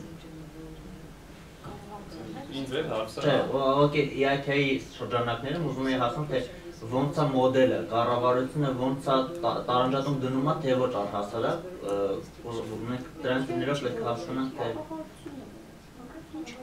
If I understand you, եթե կա չով դա որոշում, եթե կա այդ հարցին պատասխանենք, փոքր ինչ նկատի ունենք, ինչ իմաստով փոքր։ Yeah. Focus on the I would say briefly, the EITI is implemented by the multi-stakeholder group. It cannot be implemented by the government on its own, or government and industry. Civil society has to be there and has to be in agreement. And there is potential leverage because the country will not gain EITI compliant status unless it meets all the requirements in the standard. Therefore, if the government is resisting transparency in a particular area, that it is a requirement of the standard, it knows it has to change to meet the requirement. I'm not sure, does that answer the question? About small mining companies, are they obligated to report just the way large mining companies would be? It's what the multi-stakeholder group has to agree a threshold, a minimum reporting threshold. So in the European Union, it's €100,000. If any company makes a single payment in a year, greater than €100,000, or a group of similar payments greater than €100,000, it has to report, whatever the size of the company. So that's the principle, and the multi-stakeholder group agrees the threshold. You can agree it's smaller or higher. You had a comment or a question?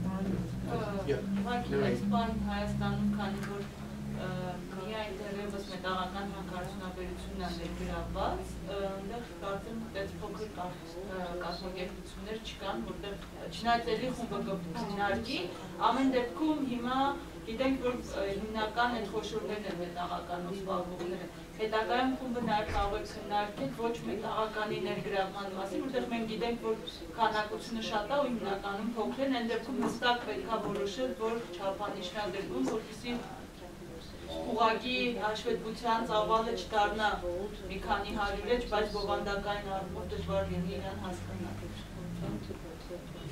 Մյուս հարցը պատասխանատվությանն էր վերաբերում, ենթադրենք բացահայտեցինք, որ որոշակի փոխանցումներ, գումարային փոխանցումներ, որ արժույթ բարեգործական հիմնադրամի կամ ինչ-որ մի հատ ուրիշ տեղ չի ներկայացվել ոչ պետությանը, ոչ EITI հանձնաժողովին։ Որտեղից բացահայտեցինք։ Լույսի հաշվետվությունից ասել։ Կամ ջերմուկի զարգացման ֆոնդի հաշվետվություն։ Դրա համար գոյություն են համապատասխան մարմիններ, որոնք որ վաղուց արդեն ստեղծված են, որոնք որ այդ գործընթացը պետք է քննեն, հետազոտեն եւ պատշաճ ընթացքը տան։ Մատ տեսնենք EITI-ին չասում։ Պատասխանատվության չափերին, պատասխանատվության ձևերին հետաքրքրում, ինչ որ պատասխանատվության ձև կա, ինչ որ մեխանիզմ կա, որը որ ազդելու են իրանք հետ բերել, այդ հաշվետվությունները ներկայացնել, պարտավորվածություն իրանք կան ինչ որ։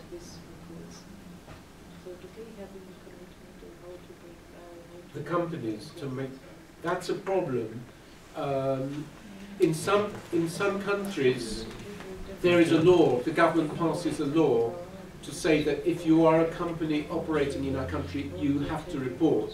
In Nigeria, there's a Nigerian EITI law. In Liberia, there's a Liberian EITI law. I think in the Philippines, possibly Indonesia, other laws. It's a problem in countries where the government does not wish to pass a law. In the UK this year, one oil and gas company, you don't know its name, hasn't been revealed to us, decided it did not wish to report under the EITI. And you will not be compliant, the country won't be judged compliant if that happens. In the United States, some of the big oil companies refuse to report their taxes, including Exxon. The rumor is because they hardly pay any tax in the United States. They make vast amounts of money but don't pay tax. And they were embarrassed to report how little tax they paid. That's going to be a problem for the United States. So we are hoping in the UK that there will be enough pressure from the transparent companies to make the other ones comply. Yeah. I'm sorry, the question was more about hiding the revenue. Payments, donations, and other types of financial transactions that are done behind the behind the back, like in the back door way, to supposedly, let's say, charity foundations, but they operate under some sort of government, like board or representatives of high, or founded by the government or whatever. and can serve in an indirect manner as a way of bribing, for example. And this is revealed not in their, what they call as responsible mining, we love the country and we do a lot of charity on their websites, because they don't do that. What how we learn about this is, again, we back the door from these foundations because they're public, and we go dig their reports and we're like, oh wow, there's 200 whatever thousands like direct payments to this. And those payments supposedly in the tax, for the tax purposes, have been waived from tax. And these are so-called charity, sort of for charity purposes, and then they're exempt from whatever, like revenue tax or whatever. Supposedly that should happen. I don't know how it happens currently in our Armenian case. So is there anything EITI can do about this? I mean, do they have to report these kind of transactions which are, again, done under the name of charity? I think that's sounds like an example of where civil society in Armenia has to try to use the EITI. You have to bring this up as an issue of concern. When the MSG has been formed, you start raising this issue, because the EITI can be a vehicle for change. If you have your research and you've discovered these facts, you bring it to the table and you challenge the companies and the governments around the table, saying, look at these payments. They are indirectly going to the government or going to politicians, whatever the truth is. Shouldn't we be reporting them? And maybe you can bring about some change that way. You won't be able to change it immediately, I don't think. There is an interesting area, I think it's on the agenda later. I put it on the agenda about social payments. We're going to talk about it on Thursday. Social and environmental, the third bullet on Thursday, corporate social responsibility and social payments, because that is a big area of opacity. The classic case in Angola, where international oil companies operating in Angola have to make large payments of hundreds of millions of dollars to this Sonangol Environmental Research Center. Sonangol is the state oil company. The Environmental Research Center doesn't exist, but every year BP and other major oil companies, Statoil, have to report payments to this center that doesn't exist. And it's assumed that that money paid to that center actually goes to the ruling family of the president, and his daughter is one of the richest women in Africa, etc. So through the EITI you can challenge these things, and at least you have a forum to raise it, but you won't be able to, you can't stop it immediately, but maybe you can shame the government and the companies and embarrass them. So it's all about embarrassing. I think so. Yeah. Or leverage, I mean, if you establish a good working relationship through the MSG in other ways, the government knows it needs you as civil society stakeholders. It needs you for the EITI to work, to be validated, because part of the validation, we'll come on to that tomorrow or Thursday, also involves, is civil society playing an active role? Is civil society free to engage? So the government has to have you there, and it has to be seen to be engaging in a genuine dialogue with you. You can use that as an opportunity, but it will take time, I think.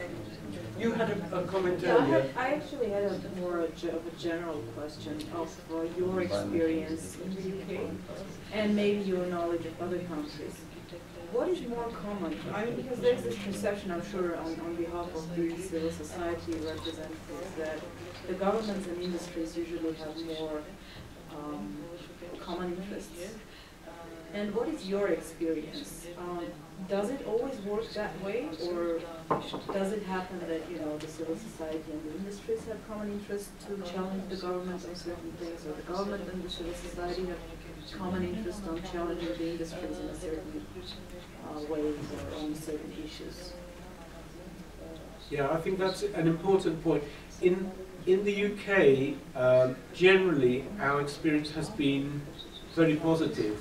I mean, one of the advantages in the UK was that we have had political backing for this agenda from the Prime Minister, who's for at least 3 years UK Prime Minister David Cameron has used transparency and accountability in the extractive industries as part of his kind of international statesmanship, his positioning internationally.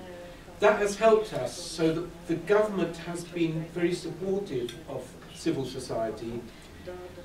There have only been a limited number of areas in the UK context where there have been serious disagreements.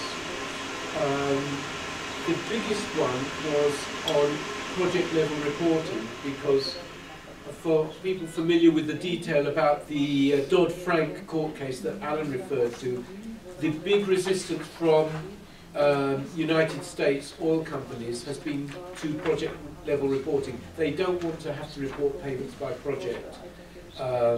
And that problem in the United States transferred into the UK context, where in the EITI we were saying as civil society, project level reporting is required, here it is in the standard, and the companies were saying, well, it's only required if it's consistent with the rules in the United States and the EU, and currently there are no rules in the United States, so we don't want project level reporting. On that occasion, the UK government supported us, because we argued project reporting is required in the European Union mandatory reporting. This is where the relevance comes. We said it's meant to be a compatible standard. It's required under mandatory reporting. We want it required in the EITI, and the government actually supported our side. I think we've been lucky in the UK in that the extractive industries are well regulated. I mean, there is all sorts of corruption in the UK, but I think in oil and gas and mining probably very little. So we have not had a problem. The oil sector has been very heavily taxed in the UK, for example. We've not had a problem about the companies not wishing to divulge their tax, because they're quite proud of how much tax they contribute, and they want that to be known. But I'm sure in other countries there has been that issue, and at a global level, I've heard of colleagues involved in the EITI International Board, there is very often a feeling in civil society that governments and the company industry are together, and they are trying to undermine civil society because they see us, we are the ones who are making demands, we are the ones who are aggressive, or whatever it is, or threatening the status quo. I think there is that experience too. Yes? Yeah, I want to indicate two conceptual points. One is position, and second one is question. Position is that the requirement 6 declares that the EITI requires requirements related to the social and economic spendings include, up to your question. First bullet, social expenditures by companies. I guess it's including the charity issues. I'm not sure. Right. I'm just Arthur, can you give the page number? Have you got the 2016 standard? Yeah, that's it. Okay, page 29. Yeah. Yeah, the social expenditures. Yeah. And second point is COE. I don't know what is that. I guess social, economic, environmental, quasi-fiscal expenditures. Fiscal. Quasi what? Fiscal. Yeah. And an overview of the contribution of the extractive sector to the economy. I guess we can interpret these points like everything should be disclosed, every kind of expenditure, but of course we should point it out. And the second one, which is a question. I'm a bit curious. You told that some companies in the UK doesn't want to disclose the information within the EITI, but project level. If the no, but actually some have not disclosed at all for the first year. Yeah, all right. But my understanding about this initiative is this one. So if the country complies with the EITI issues, verification, etc., so that means that government shall make kind of decrees or some legal act shall be adopted to regulate the sphere, which is common for everyone, for all the companies. So this is not an initiative to join voluntarily or not to join. It is the initiative where government started the process of so-called anti-corruption initiative within the mining sphere, and the regulations should be equal for everyone. And one of the main points of EITI is pointed that this is for the benefit of the companies because the rules will be the same for everyone. So it's a bit... well, just to respond on yours, let's take the second point first. Well, this I referred to this earlier. In some countries, the government has passed a law to say if you operate in our country, you must report under the EITI. In the UK and the United States, both governments, they don't want to regulate.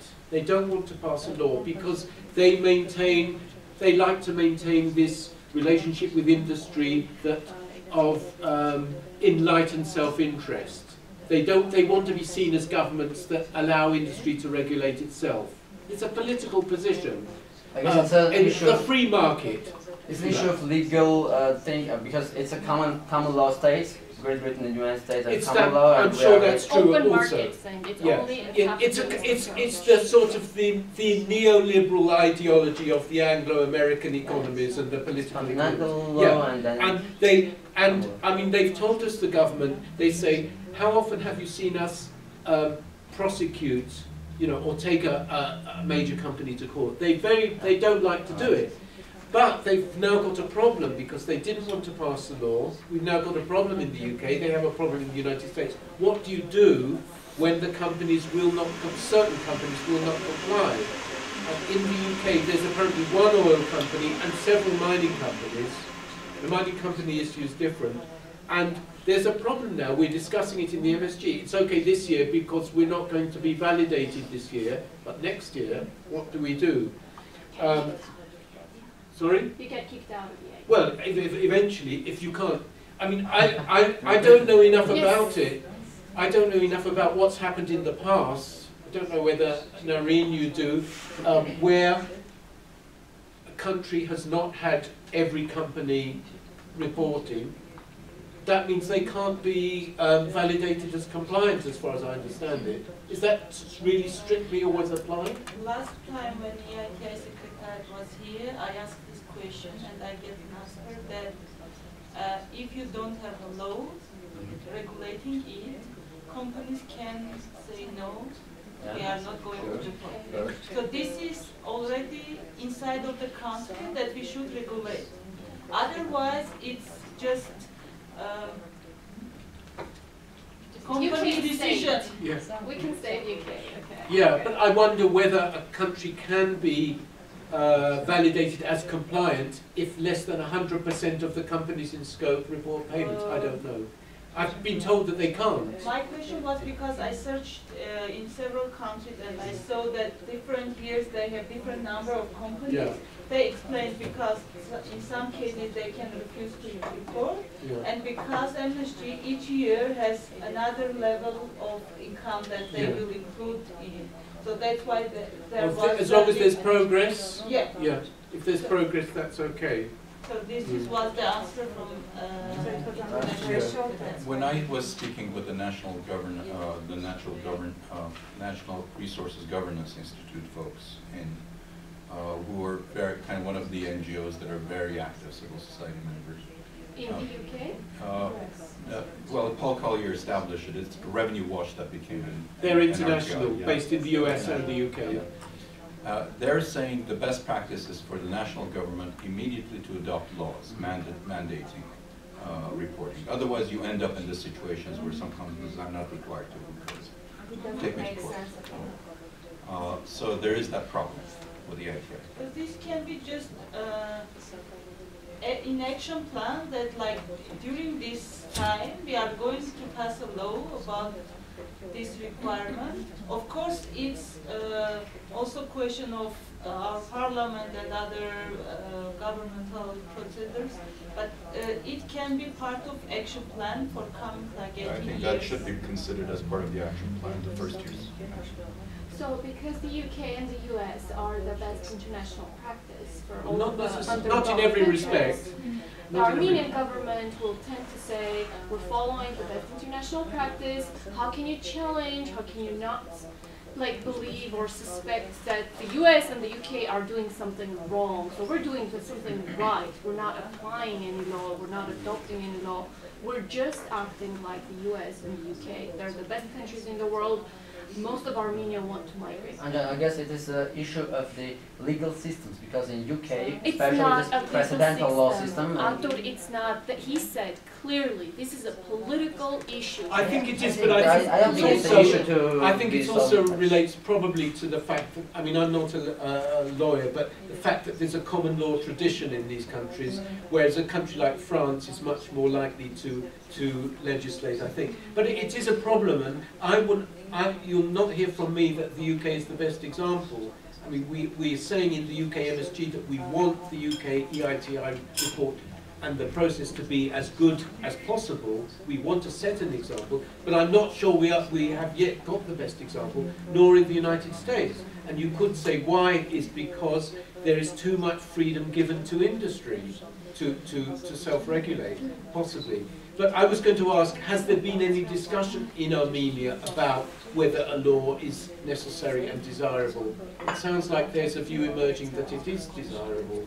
There was no even discussions about our action plan or about Issues are emerging. EITI implementation. We are just in a way to create MSG, and discussions mainly was about decision-making process. Yeah.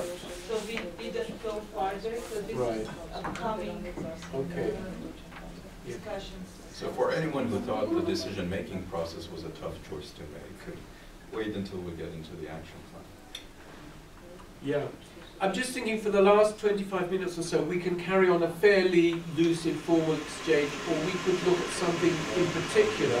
For example, somebody mentioned the terms of reference for the MSG could be useful. We could get them up on the screen. The UK ones I think are quite good. Not a great example in every respect, but I think the terms of reference are quite good, and just look at what's in there, and it could be maybe a helpful model, unless people have other general points to discuss. And we'll focus, on the last day, we'll focus specifically on the civil society issues. That's on Thursday. And tomorrow, the morning session is going to be with government and industry, isn't it? So tomorrow we can look in more detail at the EITI standard and the content of the reports and some of the other issues. Are there any other general points that people would like to raise now? If not, shall we maybe get the oh gosh, I'll have to find the link and show you the link. I don't know whether I put a link. I think it was Is it under published what you think? no, it's actually on a UK government page.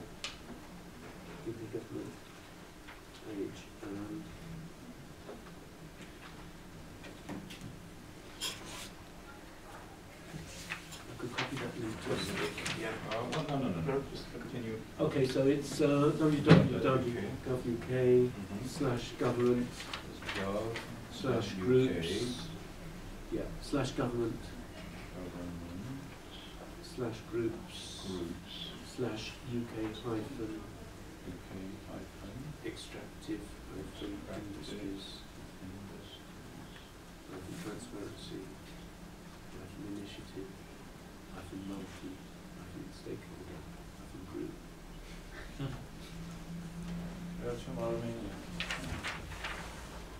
Wherever.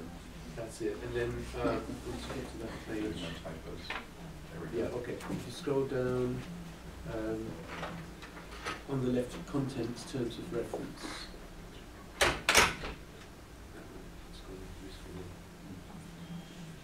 Which one? This one? Terms of reference, yeah. Okay, so this is what the MSG has to do. yeah. So this was terms of reference were drafted by the government, the Secretariat, and then discussed by members of the MSG, and we made proposed certain changes.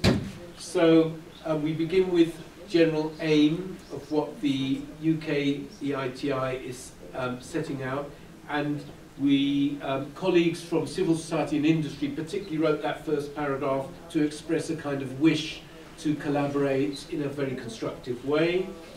Then we have the role of the MSG. Maybe, shall I scroll down on that one, talk it through? Yeah.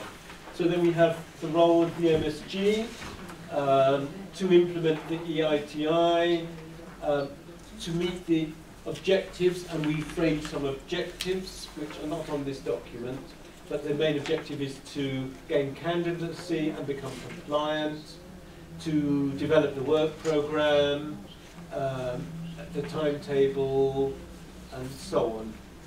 And then that was specified. There will be a fully costed work plan which was developed by the Secretariat, which is based at the Government Department of Business, a communications plan, so we have a subgroup which works on communications, establish and support subgroups. So we established one subgroup to work on reconciliation, that's to reconcile the figures, another subgroup which I have led, which is to write the contextual chapter, one subgroup to focus on communications, and one subgroup is developing the approach to publishing the data. Another subgroup developed the policy on beneficial ownership disclosure.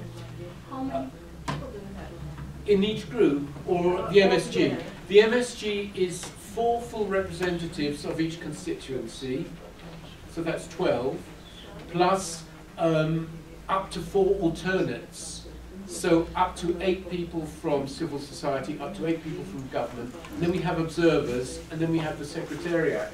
But the arrangement is fairly flexible, so for example, we could have 5 or 6 people from civil society present, we could have 3 full representatives, an alternate, and 2 observers at a meeting, as long as the chair agrees. Yeah, we've never had a vote in the UK MSG in 2 years. Everything's been agreed by consensus. Do you have any rule on that? Participate on this board, not other. No, not really. It's not done. It's not rigid. I mean, the UK's been very flexible in that sense. Nobody has demanded a vote, so we just keep discussing things, and usually what happens is somebody who disagrees falls silent because they recognise that most people have a different opinion. They just fall silent and accept it. But do you have a rule for both? Yes, we come to that.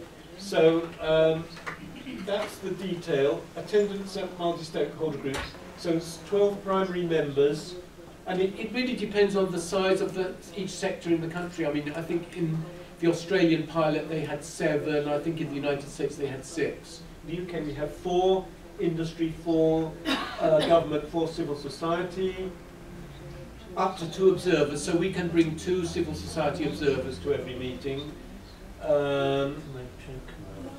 who we nominate. We've got our alternate members, and originally this clause was not in the terms of reference, but civil society proposed it, that we wanted to have alternates.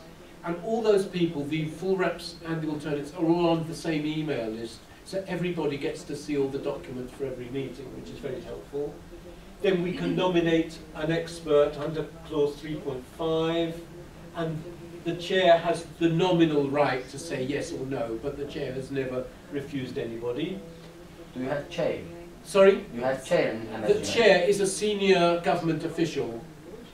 So out of MSG members or within the MSG? Not a member. A member? No, except as chair, and was appointed by the government. We had no problem with that because we knew the official, we worked with her on the mandatory reporting, and we thought she was fair and progressive, reasonably, progressive and helpful, so we didn't have a problem with it. With no right to vote? No, I guess not. Maybe a casting vote, I don't know. No right, I think, no formal right. Out of MSG, so yeah. But the chair, when the example I gave you about project level reporting, the chair just made a decision at one meeting when some of the industry side saying we don't have to have project level reporting because the Dodd-Frank US rules are not yet formalized. She said, no, we will have project level reporting. We thought, very good. Yes. Her decision? Sorry? That was her individual decision? Yeah, but we were pressing for it. The government was not opposed. Not everybody in industry was opposed. The mining companies were not opposed, only the oil companies at that time, because they were associated with the court case. So now clause 4.2 was introduced last year, out of concern, which I won't talk about publicly, about somebody on the UK MSG who's been causing problems. And we now have the right to remove an MSG member, and it maybe is worth having that. Was this the same person who was applying for the international? Well, there is an overlap there, but I don't think we should go into that now. We never learned the name of that person. Okay, not to worry. Right. Okay, so then the MSG meets every 2 months, and there's a very interesting and useful document which there's a link to, and we'll talk about tomorrow or Thursday. There was this study by an organisation called Multi-Stakeholder Initiative Integrity, looking at how MSGs operate. And it revealed that in some countries, members of the MSG don't know when the next meeting is. The meetings are not published, the minutes are not published, they're not regular meetings. So it's really important. We know in the UK, every 2 months, we know we'll have a meeting. We know the dates already. We know that 2 months later, the minutes will be published on the government website. That kind of regularity is really important. The agenda gets circulated, we can add to it. We see the agenda a week ahead of the meeting, we see all the papers. That kind of internal transparency of process is really important. So that tells you the 5.3, that's the business department that provides that secretariat. We've not had a problem with that. Minutes are circulating, so it's very useful to have these rules established, so if you don't see the minutes, or the minutes are delayed, you can say this is a breach of the process rules that we have in the MSG. Lists the people who were there and so on, and the minutes are published later. 5.5, declaration of conflicts of interest. I don't think I've ever heard any of that take place. There is a respect for confidentiality. Yeah.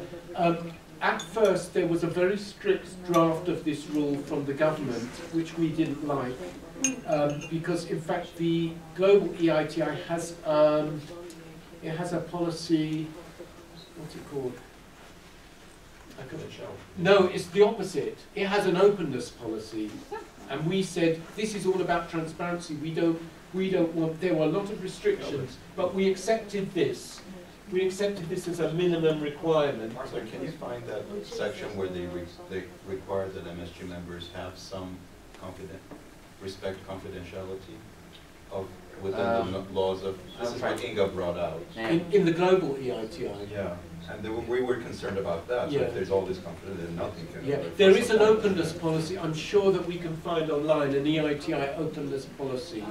As far as I remember, EITI Secretariat explained that this confidentiality is about that, like in MSG you discuss that some minister will be changed or some company will sell, and you are not allowed to say about it outside until it's official. Because during your discussions you can get some more information that it's not official yet. So this is about that. If I'm correct, and you have here about this question. No, this is kind of internal discussion that is not official yet. So this shouldn't be included and officially announced in anywhere else. Do you publish the minutes of the minutes are published. They take 2 months. Just to round off on the confidentiality issue. We agreed this clause, which is fine. I mean, you have to have some limits, I think. You know, if civil society goes into the MSG and saying we don't want to be bound by any restrictions, I think that's not a very helpful basis. So we accept this as reasonable, that you know, information, as you said, that's not in the public domain has to be held in that spirit. And yeah, and just to say that there is another link on this website where we are. There is a link, and all the minutes are published there within a meeting following the previous meeting agrees the minutes, and after that they are published. Yeah. So Nadia mentions that the multi-stakeholder group may have access to the EU documents that will reveal some beneficiary ownership. Am I correct? satisfy? As far as we were told. Okay, you may be right. That's not what I've heard. So the multi-stakeholder committee agrees to go and obtains a document that says the Armenian ambassador to the UK has ownership in a mining company in Armenia. What's the point of having confidentiality when the entire point of transparency is to reveal these kind of issues and handle them? This is the question, like the company which will give you this kind of information will allow you to publicize this. No, it's not the company. It's the EU, whatever thing that allowed you to having your mandate to obtain that document. So the members it's not about you go getting information. It's about within the meeting whatever is happening. You learn the CEO of this company has cancer and has 2 months to die, for instance, to live. But that's your speculation. Okay. I mean, that's, Okay. That could really damage the company's financials if they're a publicly held company. And if you go out in the street and start saying these things, the company doesn't have time to handle that publicity. It's this kind of information. But the fear is this could be much other information. They're doing real damage to the environment, for instance. They have failed in some of their, protection measures, for instance. And if you learn these, is this covered by confidentiality? If you suddenly find out there's actually bribery going on within the meeting, you find out that companies are bribing, is this something you are not allowed to talk about? well, I think this is a very important issue and it should be agreed upon. It should be detailed out as much as possible because anything can be confidential. And Armenian law has been very kind of blanket case about commercial secrets. And I think there's a concern there that everything would fall under commercial secrets. Yeah, but you see, I mean, that's a classic case because all the time that civil society has been arguing that all contracts and licenses should be made public, industry has said, and I mean, not every company, this doesn't apply to every company, but certainly the big oil companies, international oil companies, saying our contracts and our licenses are commercial, of commercial value, and if we give them away to our Chinese competitors, they will come in and bid more. That argument has been disproved. There's a very good analysis from Columbia University, I don't know if it's Columbia or Columbia, in the United States, called Contracts Confidential, which disproves totally convincingly that there is any threat to companies' profits or competitive position by publishing contracts. And we've used that argument time and again.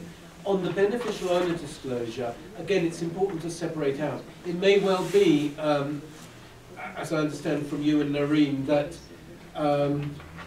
multi-stakeholder groups will be recognised, and it's not happening at EU level, it's happening at member state level, because the UK, as an EU member state, has chosen to make its register of beneficial ownership public. That's going to be published.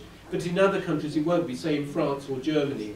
And it may well be that the multi-stakeholder group from Armenia can go to the UK government and say, we have a serious concern about this issue, we are, a body in good standing of relevance, can we see that information? And there is going to be some kind of process like that. There should be some procedures.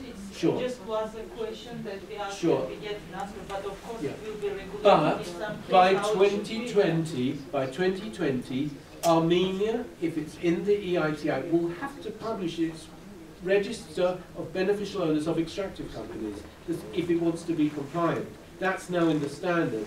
And by 2017, 2020, the action plan should include all steps that will make it possible in 1st of January 2020 have beneficial ownership. So that can't be kept secret anymore after 2020. But the issue of confidentiality is still an issue that I think we need to negotiate as part of the terms of reference development. So if it isn't part of open government and procedures, so why not? Why not? Why not to publish the whole information? If the government is open, if it is open. But this clause is not about the information that might get published. This clause is about what you as an individual may hear at an MSG meeting that is incidental, that other people around the table will ask you to respect confidentiality. And I think it's necessary to have that agreement in principle if there's to be trust in the MSG. In the policy level to change the legislation. Yeah, that's a broad issue. Yes. Մի հարց կապված գաղտնիության հետ բազմաշարժող խումբը իր նիստերի ժամանակ եթե ինչ-որ հարցեր ա քննարկում եւ այլն եւ դա գաղտնի ապահովում։ Օրինակ նույն խմբում ընդգրկված են մարդիկ, որոնք չեն կարողանում ամբողջական վերլուծություն անել։ Նրանք այդ տվյալները ստուգելու համար իրավունք ունեն նաեւ առանցին փորձագետների հետ խորհրդակցություն անցկացնել եւ այլն, որպեսզի հասկանան թե արդյոք ընկերությունների եւ կառավարության ներկայացրած ցուցանիշները տնտեսական գործունեության վերաբերյալ համապատասխանում են իրականությանը։ Այս դեպքում, եթե տվյալները գաղտնի են պահվում, գաղտնի չեն պահվում, գաղտնի է պահվում մենակ այն ինֆորմացիան, որը որևէ տեղ օֆիցիալ տեղ հրապարակված չի, ասենք ես Սրանից մի քանի ամիս առաջ լսել էի, որ էներգետիկայի նախարարին փոխելու են։ Հիմա ես այդ իրավունք չունեի որևէ տեղ ասել, քանի էներգետիկայի նախարարին չեն փոխել։ Այս ամբողջ հարցը։ Սա հասկանալի է։ Բացա EITI շրջանակում, դա նույնիսկ հեռարձակվում է, եթե դա մեր համակարգը թույլ է տալիս, այսինքն որևէ գաղտնիություն այդ շրջանակում չկա։ Եթե մենք դեռևս հաշվետվությունը չենք հաստատել եւ նա չի հրապարակվել։ Եվ նույնը գաղտնի չի ինֆորմացիան։ Այդ տնտեսական ցուցանիշները որոշումը կընդունի խումբը, չէ՞։ Խումբը կնստի կորոշի ինչն է գաղտնի, ինչը գաղտնի չի։ Եկեք այդ հարցը դեռ շատ բանջան բայց մենք եզրերը հասկանանք, որտեղ էս կարևոր է։ Դեռ խումբը հասկացանք, որ ընկերության Could I respond on that last point? It is okay. All right, okay. Go on.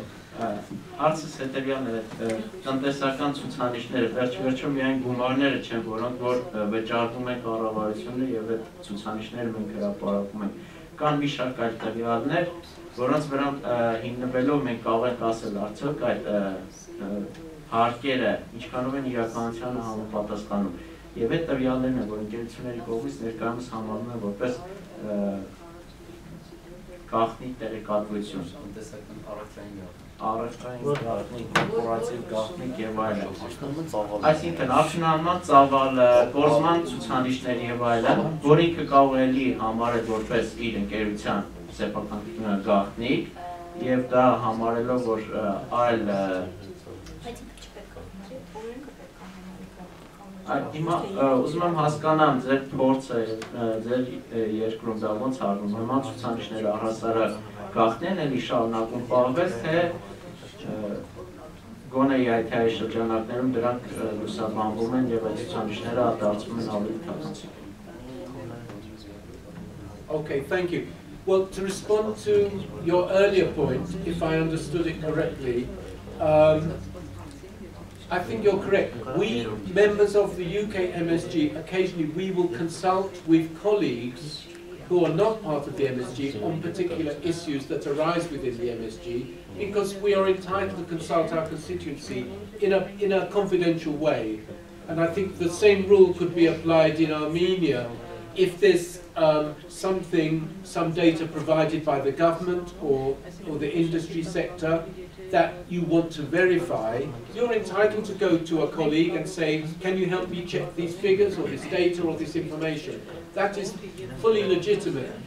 What this clause is designed to prevent is for irrelevant issues to be publicized outside the MSG, I think. That's the point.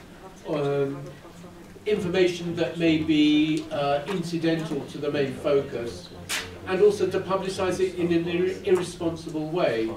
And I think that is perfectly reasonable. In terms of the information that the EITI doesn't provide, this point was raised by our colleague earlier. Companies don't report their volumes of production, as far as I'm aware, and they're not required to. And until it's part of the EITI standard, you can't force them to do so unless the MSG completely agrees that this would be useful. And maybe as time progresses and greater transparency is achieved, it will be accepted as part of the EITI, but currently I don't think it is.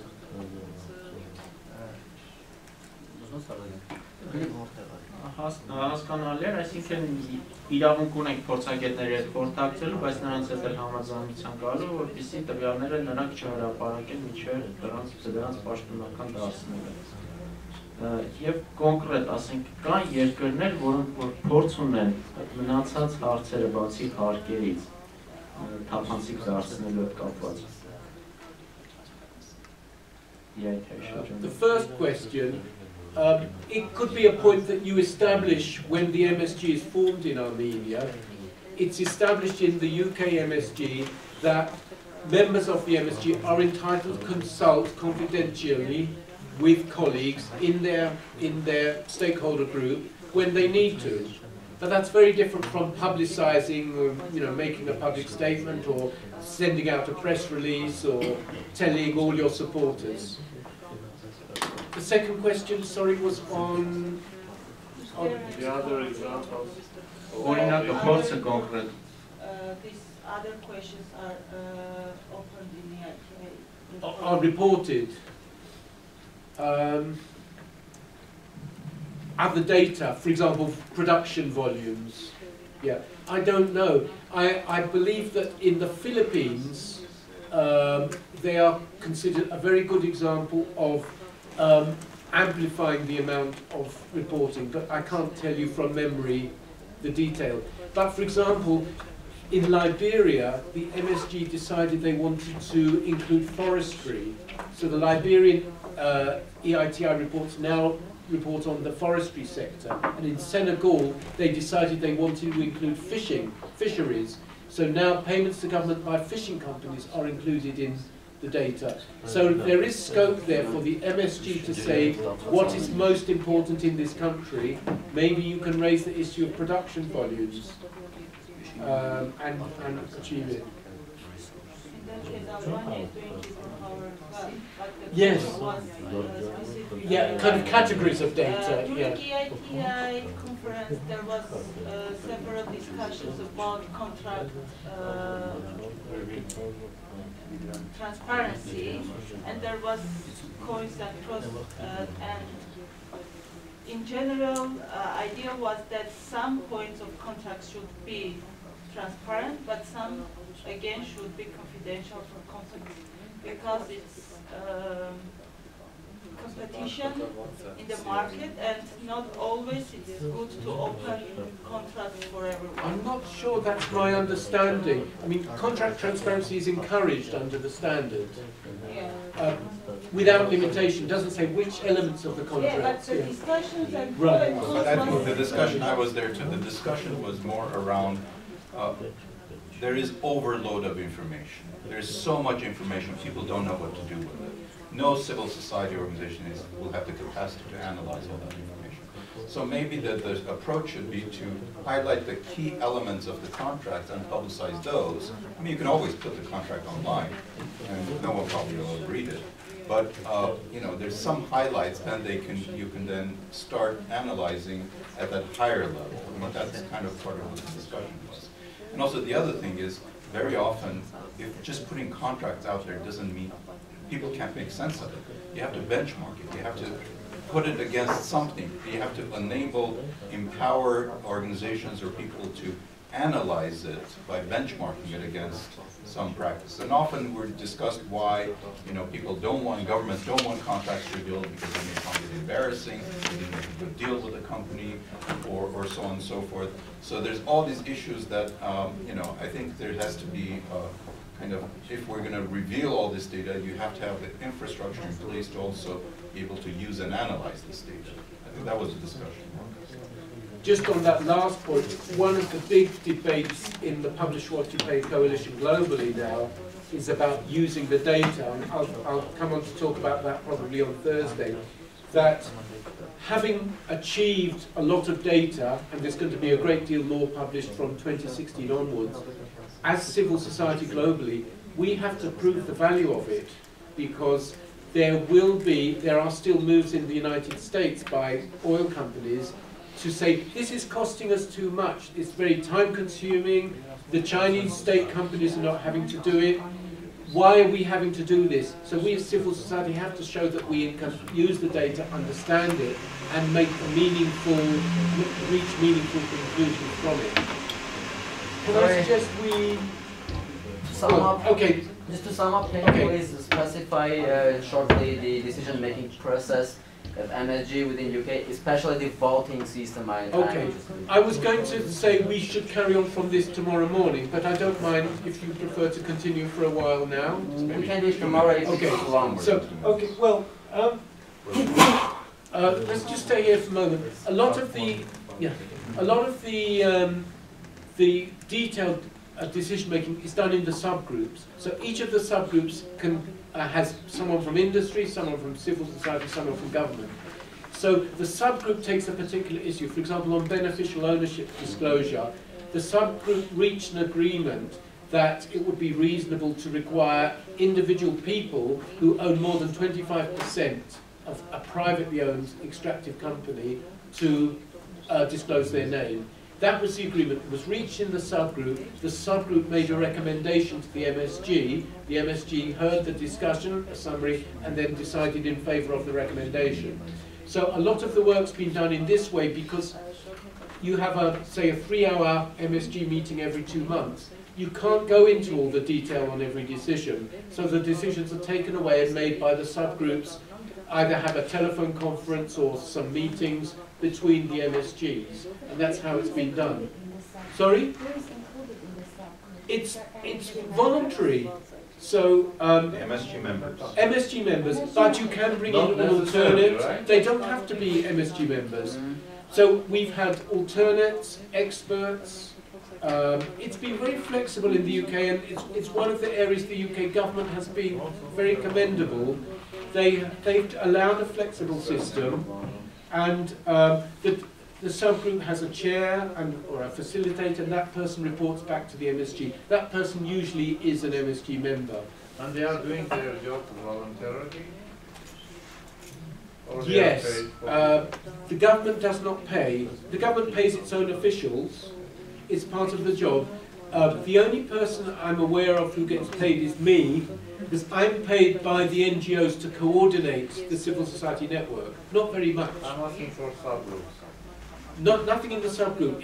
It's a commitment people make because they believe in the value. And that one of the issues that has arisen globally, in some countries, the per diems for MSG members have been huge. And so that creates a conflict of interest because people in civil society are competing to get that's a good job if you could get the MSG. And there's now a policy that it should not be excessive. So it's worked in the UK without any extra additional money. We were told by the government there's no money. The UK government doesn't have money for anything these days. So who's paying for the per diems in other countries? I think the government, and that's where you get a potential conflict of interest. Yeah, it has been a concern. I don't know if that answers your question enough on the decision making. Now the voting rule. Okay, well, if there is no consensus, I think we had a voting rule up. That's where Armenia is right now. I think we had a voting rule. That's all we care about right now. Decision making, right. Okay, here we have the voting rule. Right. So 9.1, decisions are made on the basis of consensus whenever possible. And every decision has been made by consensus. So the second one, so there's a protocol, which we will get to, which sets out how decision making is made. And here's the protocol. Okay, so number 1 is spirit of cooperation. Number 2, where there's no general agreement, a formal vote. The chair decides that there will be a formal vote and voting rules are applied. There have to be at least 9 MSG members with at least 2 from each constituency present for the vote. And then 2.1, if there's no consensus, 2.1a, then 2.1b, modified consensus.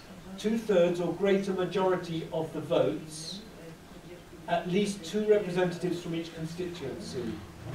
And if that didn't work, then you form a working group. But we've never had to do this. So half of members of subgroup, right? Sorry? Half of members, two means half of... No. 2/3 of members of the MSG. That means that if 4 members each constituency, and half of the members of subgroup.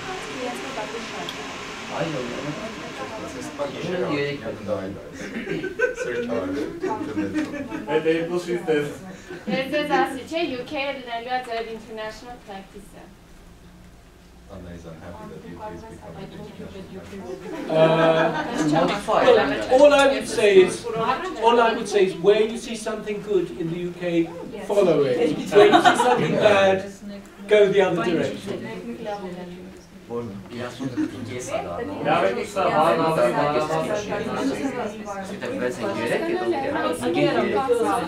very important, I think in the context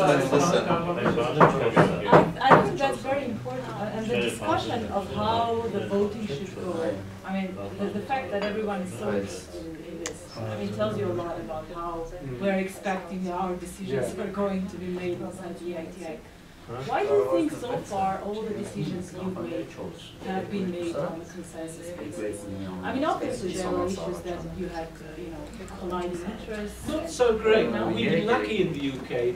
The extractive industry is not a controversial sector. It's not a sector dispute. I mean, if you're talking about... Ասմա ոնց է եղել, որ կոնսենսուս էինի, որտեղ մեկա բախումներ մտքերի կլինեին, ոնց է եղել, որ կոնսենսուսը աշխատի։ The other thing I would say is look at the United States rules. I think they're online as well. They may be different, they may be more useful. In the UK, the extractive sector has not been very controversial in the way that it's tackled by the EITI, so there haven't been really difficult issues. In other countries, I mean, no communities are directly affected by oil and gas production in the North Sea, except the ones who benefit with jobs. Nobody's land is contaminated from the North Sea, and we have a very small mining industry. It's not really an issue. And there are some groups that are opposed to mining in the UK, and they don't want to be part of the EITI. We've encouraged them. They don't think it's relevant. They would rather campaign outside it. So it's just, we've never had those kind of issues. Do you have any recommendation for countries that we can take honors from? Well, in different aspects. I mean, one of the very good examples... I mean, in terms of the conflicting situation, like trust, conflict within the stakeholders. There's been more conflict in the United States, I think, because of some of the oil companies not wanting to report their taxes. That has been an issue. I don't really know enough about the pattern in different countries, but there's probably a lot to learn from different countries. And maybe you could, I don't know, has somebody from the International Secretariat? Well, guys, if you look at the notes I sent from Lima, there's the case of the Democratic Republic of Congo, and their experience in going from absolute lack of trust and no ability to cooperate to very functioning MSG, and always decisions being made by consensus. I think that's a very important example. The main thing is how to vote for reporting, EITI reports and annual reports. So our position, or my position personally, that the voting is not suitable in this case because multi-stakeholder decision making. Because of multi-stakeholder decision making. So if there is a lack of confidence, there is no confidence towards each other. So there is no EITI in this case because the EITI is based on the confidence, and that's the point. That's what I mean. That saying that at least the core decisions shall be made by consensus. I agree. Reporting, annual and EITI reportings, terms of reference to decide how to internal decision making shall be done, not only decision making. And the third document is the work plan. Those three documents shall be made adopted by consensus, I guess. Other small issues can be, maybe can be adopted by a law.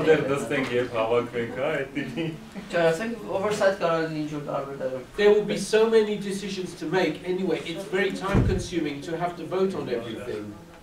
I mean, a lot has to be done by consensus, I think. Otherwise, the progress will be very slow.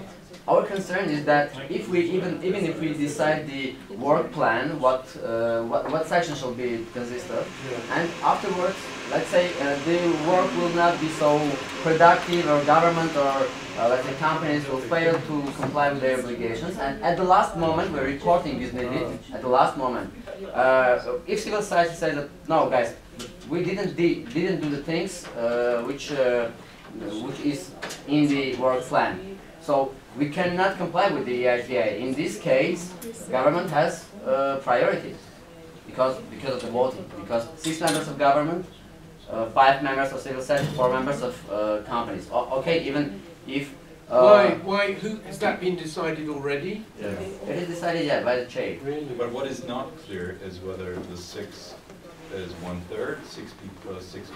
Government has 1/3 vote, or has 6 divided by 50. Yeah, it's the number of votes that will make the difference. But I don't see the number of votes would be equal for 1/3 groups. Well, then that's not a problem in itself. Yes. Yeah. Can I suggest to table kind of this discussion should happen tomorrow morning or a couple days from now, when we're sitting down and getting civil society issues, because also it's 5:50, and some of us have meetings, believe it or not, after this.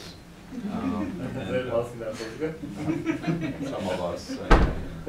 What I would suggest is we can carry on tomorrow morning looking at the terms of reference to see if there's anything else useful. Then maybe we can put up the standard, the 2016 standard up there, and work through that and see what issues emerge. Which we'll standard, sorry? Which standard? The 2016 standard, the new standard. We can work our way through that. And we can save the civil society only issues for tomorrow afternoon and Thursday morning. Thursday. Yeah. Of course, everyone would want to be in that session too, but. Thank you very much. Okay, thank you all very much. Look See you forward to seeing tomorrow. you tomorrow morning. Thanks.